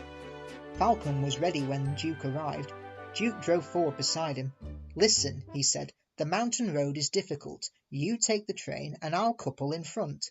No, said Falcon, I'll lead. How can I learn the road with you lumbering ahead and blocking the view? Suit yourself, said Duke shortly, but never mind the view, attend to the track. Look at the track, he puffed again on starting. Never mind the view. Fusspot, puffed Falcon on starting. Fuddy-duddy, fuddy-duddy, fuddy-duddy. They rattled through the first tunnel, looped round, recrossed the river and encountered the second, climbing all the time. Their speed grew slower and slower. Don't dawdle, urged Falcon. No hurry, puffed Duke stolidly. The tunnel was curved and pitch dark. Falcon felt stifled. He wanted to get out. Presently the light grew. 2 ribbons of track appeared ahead in the gloom. Watch the track, warned Duke. Fusspot, scoffed Falcon. The tunnel mouth grew larger and larger, till at last they burst into the sunshine. The line here swung sharply right. It was laid on a ledge cut in the hillside. Below lay the valley up which they had come. Track and buildings looked like tiny toys. No one quite knows what happened next. Duke said there must have been something on the track, and Falcon hadn't kept a good lookout. Falcon said he was dazzled, so how could he keep a good lookout? Anyway, the coaches had barely cleared the tunnel when Falcon lurched. His front wheels derailed, crunched over sleepers and ballast. He came to rest with one wheel uncomfortably near the edge. Duke had saved Falcon. Now he held on grimly with locked wheels and taut couplings. Young idiot, he hissed. Stop it! I can't hold you if you shake. Falcon tried hard to stop shuddering. Quickly, Duke's driver and fireman chocked his wheels and strengthened the coupling between the 2 engines. Thank you, said Duke. Now I'll manage. With Duke secure, the 2 crews, helped by a plate layer, propped up Falcon's front end. They were looking forward to a rest when Duke began wheeshing in an alarming way. His fireman ran to his cab. Water, he cried. We want water, quickly. The plate layer's cottage stood nearby. He explained to his wife, and the passengers borrowed jugs, buckets, kettles, saucepans, anything in fact which would hold water. They formed a chain from the well to the edge. The fireman meanwhile reduced his fire and anxiously watched the gauge. It was hot and tiring work, for Duke needed many gallons of water, but at last the fireman shouted cheerfully, We're winning, don't weaken, and they all set to work again with a will. They cheered again when the breakdown gang arrived. They showed other passengers how to help them lever Falcon back onto the rails. The manager was at the top station. He said he was sorry about the accident and thanked the passengers for their help. Not at all, they said. We admired the way you put things right and enjoyed the adventure. They thanked Duke and his crew for preventing a nasty accident. Your Duke, they said, is a hero. He stood firm like a bulldog and just wouldn't let go. Falcon said thank you, too. I don't know why you bothered after I'd been so rude. Oh well, replied Duke, you just had a new coat of paint. It would have been a pity if you'd rolled down the mountain and spoilt it. That would never have suited his grace. You can't win. Duke had a picnic train for summer visitors. It was his special train. Many people came year after year just to see him. He always pulled his train, even if he felt poorly. I mustn't disappoint my friends, he would say. That would never suit his grace. The morning run gave no trouble. He took his passengers up the line and stopped anywhere they wanted. He and his driver knew all the places for picnics. Beep, beep, he whistled as they waved goodbye. Please don't be late when I come back. We might miss the boat for the mainland, and that would never do. But one day, Duke felt poorly at the end of his first picnic journey. He'd been short of steam and was glad of a rest. Before starting back, his driver and fireman had just finished cleaning his tubes when Stuart bustled in. Hello, Grandpuff. Are you short of puff? Nothing of the sort. Routine maintenance. Tell you what, Grandpuff, you're getting old. You need to take care. We got to keep you in order. No, one day you might break down. Ha! Said Duke. That'll be the day. You keep me in order. Impudence. He puffed away, whooshing crossly from his drain cocks. Duke couldn't stay cross for long, though. It was a lovely evening. All the picnic parties were ready, but the coaches ran well, and they lost no time anywhere. Couldn't be better, he chunted happily. They began to climb. The work was hard there, but Duke didn't mind. I've plenty of steam, he chunted. We'll be up in a couple of puffs. He needed more than that, though. His puffs changed to wheezes. It's not so easy, it's not so easy. My old valves would start blowing now, but I'll manage. But the leaks became worse, and soon he was costly with escaping steam. Duke's driver examined him carefully at the next station while the guard went for the telephone. Anxious passengers gathered round. 2 engines are coming, the guard reported. With luck, we'll be away in 15 minutes. You'll easily catch your boat. Falcon buffered up in front. Poor old Grandpuff, he hushed importantly. What a shame you've broken down. Hey, this is the day, whistled Stuart cheekily. He was coupled on behind. Are you ready? Whistled Falcon. Beep, beep. Yes, I am, replied Stuart, and away they went. Stuart had left his train at the middle station and arrived there. The cavalcade then split up. Falcon went down to the port with Duke's picnic, whilst Stuart hid in Falcon's train with Duke coupled behind. Stuart was excited. Fancy me rescuing Grandpuff. This is the day, he chortled gleefully. Poor Grandpuff. He's much too old. We'll have to keep him in order now. Kindly but firmly, that's it. We'll allow him to have a run sometimes, but Falcon and I will do the real work. Grandpuff will be cross, but without help, that poor old engine, he puffed. Kindly Duke was by no means crippled. His valves sounded worse than they were. He could have kept his train, but his driver said, and all our passengers will only be worried. Duke agreed. He didn't want to spoil their day. He listened to Stuart chortling and smiled. He and his driver had their own joke ready. First they used just enough steam to keep moving, but the last half-mile was uphill. Now, said his driver. He advanced the regulator and he puffed and roared as though the whole train's weight was on his buffers. People heard the noises from far away. They ran to see what was happening. At the work station, Duke was uncoupled and went along the loop to the water tank. A boy on the platform asked, Why were there 2 engines on this train, Daddy? It's unusual. It is, said his father, but today was different. Stuart broke down. Duke had to help him. Sounds as if he had a hard job of it as well. Well, for crying out loud, exclaimed Stuart, and he vanished in a cloud of steam. Duke wheezed alongside. Poor old engine, he teased. It's no good, Stuart. You can't win.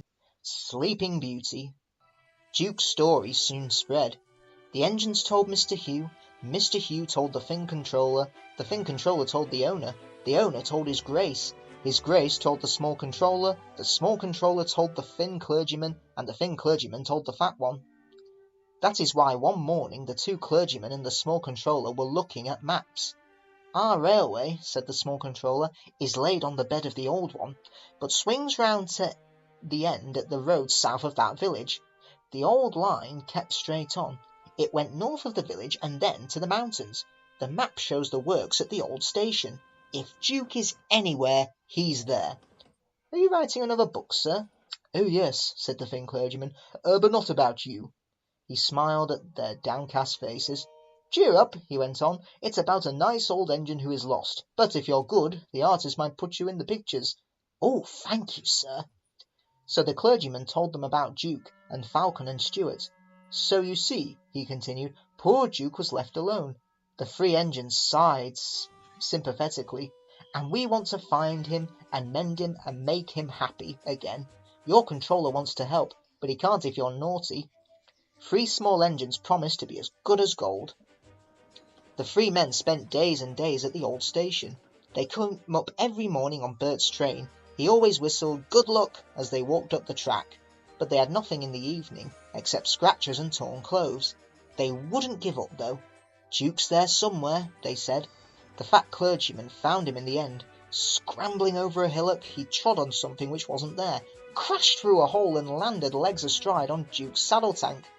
"Our Sleeping Beauty himself!" he shouted. The thin clergyman and the small controller peeped through the hole above. "Excuse me," inquired Duke, "are you a vandal? Driver told me vandals break in and smash things." The fat clergyman ruefully felt his bruises. "Bless you, no," he laughed. "I'm quite respectable. I dropped in because I couldn't find your door." And he told Duke about Falcon and Stewart. "So they did remember," said Duke softly then. "Does his Grace approve?" "Oh yes, he's coming." "To see me? How kind! And I'm all dirty, that will never do. Please clean me." So they set to work, and by the time the small controller had fetched his Grace, Duke was the cleanest of anyone in the shed. Early next morning Mike brought the workmen and tools. They enlarged the fat clergyman's hole, lifted Duke out, and put him on a low loader to take him away by road. "I'd be ashamed," Duke protested, "to travel by road. It's undignified." "I'm sorry, Duke," said his Grace, "but the small railway has no suitable trucks." Duke gave in then, but so many people came out and greeted him that he felt better. So they still remember me, he thought happily. Donald was waiting with a flat truck. Everyone cheered when Duke was lifted onto it, and still more when he started along the big railway on the last stage of his journey to his new home. Peter, Sam and Sir Handel were on early turn. They peeped out of the shed. "He's there," they whispered. "Shh!" Duke opened his eyes. "You woke me," he grumbled. "In my young days engines were seen and not heard, Grandpuff. Remember?" "I remember," said Duke. "Two idle good-for-nothings called Falcon and Stewart." "Good for you, Grandpuff. We're glad you've come. We can keep you in order now." "Keep me in order? Impertinence! Be off with you!" The pair chuffed away, well content. "Impudent scallywags," murmured Duke, but his old eyes twinkled, and for the first time in years he smiled as he dozed in the sun. Tramway Engines. Ghost Train. And every year on the date of the accident it runs again, plunging into the gap, shrieking like a lost soul. "Percy, what are you talking about?" "The ghost train. Driver saw it last night." "Where?" asked Thomas and Toby together. "He didn't say, but it must have been on our line. He says ghost trains run as a warning to others. Ooh," he went on, "it makes my wheels wobble just to think of it." "Pah!" said Thomas, "you're just a silly little engine, Percy. I'm not scared." "Thomas didn't believe in your ghost," said Percy next morning. His driver laughed. "Neither do I. It was a pretend ghost on television." Percy was disappointed, but he was too busy all day with his stone trucks to think about ghosts. That evening he came back, light engine, from the harbour. He liked running at night. He coasted along without any effort, the rails humming cheerfully under his wheels, and signal lights changing to green at his approach. He always knew just where he was, even in the dark. "Crow's Farm crossing," he chanted happily. "We shan't be long now." Sam had forgotten that Mr. Crow wanted a load of lime taken to 40-acre field. When he remembered it was nearly dark, he drove in a hurry, bumped over the crossing, and sank his cart's front wheels in mud at the field gate. The horse tried hard but couldn't move it. The cart's tail still fouled the railway. Sam gave it up. He unharnessed the horse and rode back to the farm for help. "There's still time," he told himself. "The next train isn't due for an hour." But he'd reckoned without Percy. Percy broke the cart to smithereens, and lime flew everywhere. They found no one at the crossing, so went on to the nearest signal box. "Hello," said the signalman. "What have you done to Percy? He's white all over." Percy's driver explained. "I'll see to it," said the signalman, "but you'd better clean Percy, or people will think he's a ghost." Percy chuckled. "Do let's pretend I'm a ghost and scare Thomas. That'll teach him to say I'm a silly little engine." On their way they met Toby, who promised to help. Thomas was being oiled up for his evening train, when Toby hurried in saying, "Percy's had an accident." "Poor engine," said Thomas. "Botheration, that means I'll be late." "They've cleared the line for you," Toby went on, "but there's something worse." "Out with it, Toby," Thomas interrupted. "I can't wait all evening." "I've just seen something," said Toby in a shaky voice. "It looked like Percy's ghost. It said it was coming here to warn us." Pah! Who cares? Don't be frightened, Toby. I'll take care of you. Percy approached the shed quietly and glided through it. Beep, beep, beep, beep, beep, he shrieked. As had been arranged, Toby's driver and fireman quickly shut the doors. Let me in, let me in, said Percy in a spooky voice. No, no, answered Toby, not by the smoke of my chimney, chim, chim. I'll chuff and I'll puff and I'll break your door in. Oh dear, exclaimed Thomas, it's getting late. I've no idea. I must find Annie and Clarabel. He hurried out the other way. Percy was none the worse for his adventure. He was soon clean, but Thomas never returned. Next morning, Toby asked him where he'd been. Ah, well, said Thomas, I knew you'd be sad about Percy, and, I didn't like to, intrude. I slept in the goods shed and... Oh, he went on hurriedly. Sorry, can't stop. Got to see a coach about a train. And he shot off like a jackrabbit. Percy rolled up alongside. Well, well, well, he exclaimed. What do you know about that? Anyone would think, chuckled Toby, that our Thomas had just seen a ghost. Woolly Bear. Gangers had been cutting the line-side grass and cocking it. The fat controller sells the hay to hill farmers who want winter to feed for their stock. At this time of year, when Percy comes back from the harbour, he stops where they have been cutting. The men load up his empty wagons, and he pulls them to Farquhar. Toby then takes them to the hills. The farmers collect the hay from Toby's top station. When in the wagons, the hay is covered to prevent it blowing about, but on the line side it is stacked in the open air to dry. Wheesh! Percy gave his ghostly whistle. Don't be frightened, Thomas, he laughed. It's only me. Your ugly phiz is enough to frighten anyone, said Thomas crossly. You're like ugly indeed. I'm a green caterpillar with red stripes, continued Thomas firmly. You crawl like one too. I don't. Who's been late every afternoon this week? It's the hay. I can't help that, said Thomas. Time's time, and the fat controller relies on me to keep it. I can't if you crawl in the hay till all hours. Green caterpillar indeed, fumed Percy. Everyone says I'm handsome, or at least nearly everyone. Anyway, my curves are better than Thomas's corners. He took his trucks to the harbour and spent the morning shunting. Thomas says I'm always late, he grumbled. I'm never late, or at least only a few minutes. What's that to Thomas? He can always catch up time further on. All the same, he and his driver decided to start home early. It was most unfortunate that, just before they did, a crate of treacle was upset all over him. They wiped the worst off, but was still sticky when he puffed away. The wind rose as they puffed along. Soon it was blowing a gale. Look at that! Exclaimed the driver. The wind caught the piled hay, tossing it up and over the track. The gangers tried to clear it, but more always came. The line climbed here. Take a run at it, Percy, his driver advised so. Whistling warningly, Percy gathered speed, but the hay made the rails slippery, and his wheels wouldn't grip. Time after time he stalled with spinning wheels, and had to wait till the line ahead was cleared before he could start again. The signalman climbed a telegraph pole, the station master paced the platform, passengers fussed, and Thomas seethed impatiently. 10 minutes late, I warned him, passengers'll complain, and the fat controller... The signalman shouted. The station master stood amazed. The passengers exclaimed and laughed as Percy approached. Sorry I'm late, Percy panted. So I should hope, scolded Thomas, but he spoilt the effect as Percy drew alongside. Look what's crawled out of the hay, he chortled. What's wrong? Asked Percy. Talk about hairy caterpillars, puffed Thomas as he started away. It's worth being late to have seen you. When Percy got home, his driver showed him what he looked like in the mirror. Bus my buffers, exclaimed Percy. No wonder they all laughed. I'm just like a woolly bear. Please clean me before Toby comes. But it was no good. Thomas told Toby all about it. And instead of talking about sensible things like playing ghosts, Thomas and Toby made jokes about woolly bear caterpillars and other creatures which crawl about in hay. They laughed a lot, but Percy thought they were really being very silly indeed. Mavis. Mavis is a diesel engine belonging to the Farquhar Quarry Company. They brought her to shunt trucks in their sidings. She is black and has 6 wheels. These, like Toby's, are hidden by side plates.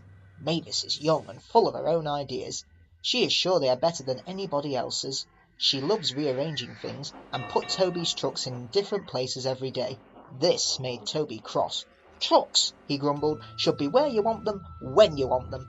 Fudge, said Mavis, and flounced away. At last Toby lost patience. I can't waste time playing hunt the trucks with you, he snapped. Take 'em yourself. Mavis was delighted. Taking trucks made her feel important. At Farquhar, she met Daisy. Toby's an old fusspot, she complained. Daisy liked Toby, but was glad of a diesel to talk to. Steam engines, she said, have their uses, but they don't understand. Toby says only steam engines can manage trucks properly. What rubbish, put in Daisy, who knew nothing about trucks. Depend upon it, my dear. Anything steam engines do, we diesels can do better. Toby's line crosses the main road behind Farquhar Station, and for a short way follows a farm lane. The rails here are buried in earth and ashes and almost to their tops. In wet weather, animals, carts and tractors make the line muddy and slippery. Frost makes the mud rock hard too. It swells it too, preventing engines' wheels from gripping the rails properly. Toby found this place troublesome, so when frost came, he warned Mavis and told her just what to do. I can manage, thank you, she said cheekily. I'm not an old fusspot like you. The trucks were tired of being pushed around by Mavis. It's slippery, they whispered. Let's push her around instead. On, they yelled, as Mavis reached the stop board, but Mavis had heard about Percy and took no chances. She brought them carefully down to the lane and stopped at the level crossing. There, her second man halted up the traffic while the guard unpinned the wagon brakes. One in the headlamp for old fusspot Toby, she chortled. She looked forward to having a good giggle about it with Daisy, but she never got her giggle. She was so sure she was right that she'd stopped in the wrong place. In frosty weather, Toby stops before reaching the lane, and while some of his trucks are still on the slope, this ensures that they can't hold him back, and their weight helps him forward till his wheels can grip again. But Mavis had given the trucks the chance they wanted. Hold back, they giggled. Grrr, up, ordered Mavis. The trucks just laughed, and her wheels spun helplessly. She tried backing, but the same thing happened. They sanded the rails and tried to dig away the frozen mud, but only broke the spade.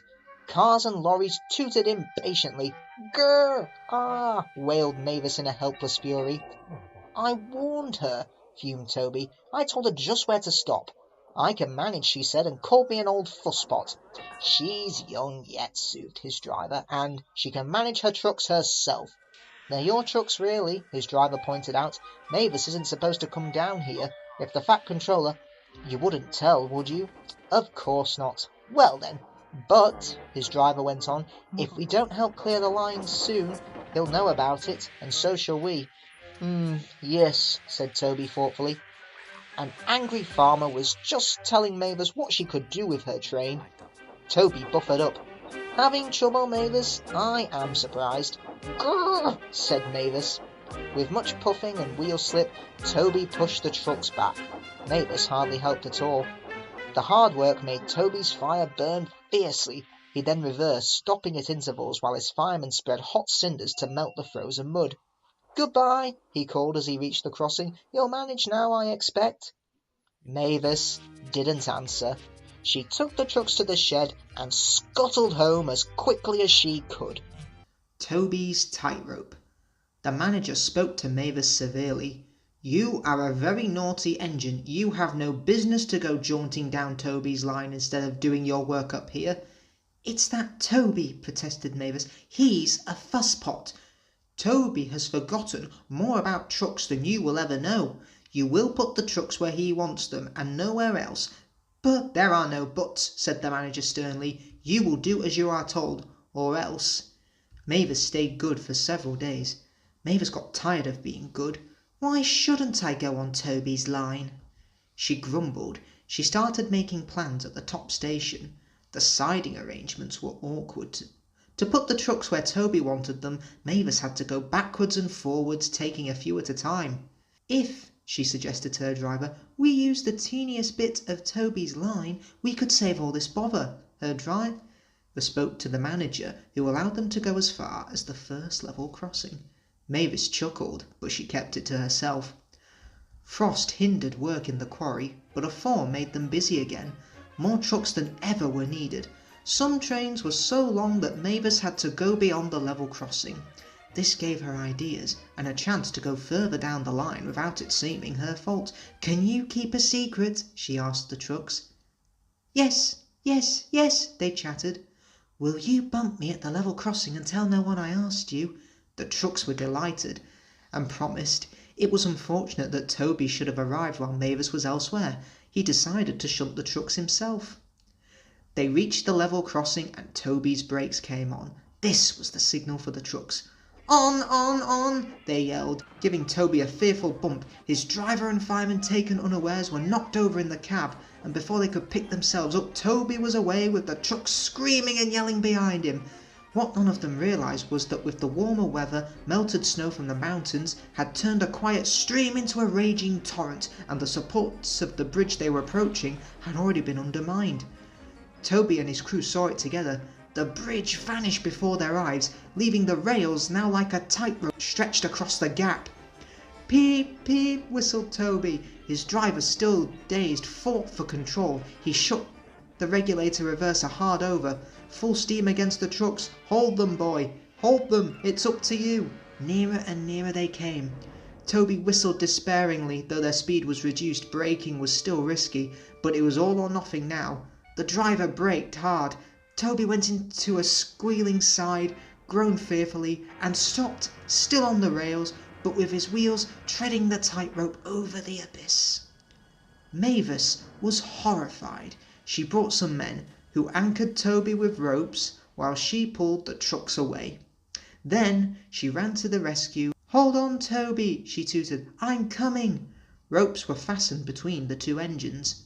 Toby still had steam and was able to help, and was soon safe and firm back on the track, saying thank you to Mavis. "I'm sorry about the trucks," said Mavis. "I can't think how you managed to stop them in time." "Oh well," said Toby, "my drivers told me about circus people who walk tightropes. I just didn't fancy doing it myself."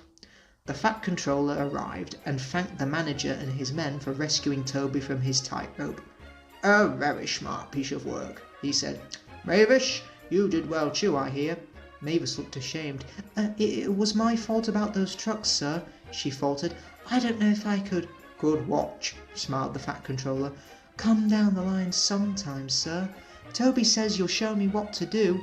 "Certainly," said the Fat Controller, "if your manager agrees." And so it was arranged.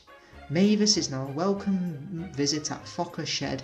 She's still young and still makes mistakes, but she's never too proud to ask Toby, and Toby always helps her to put things right.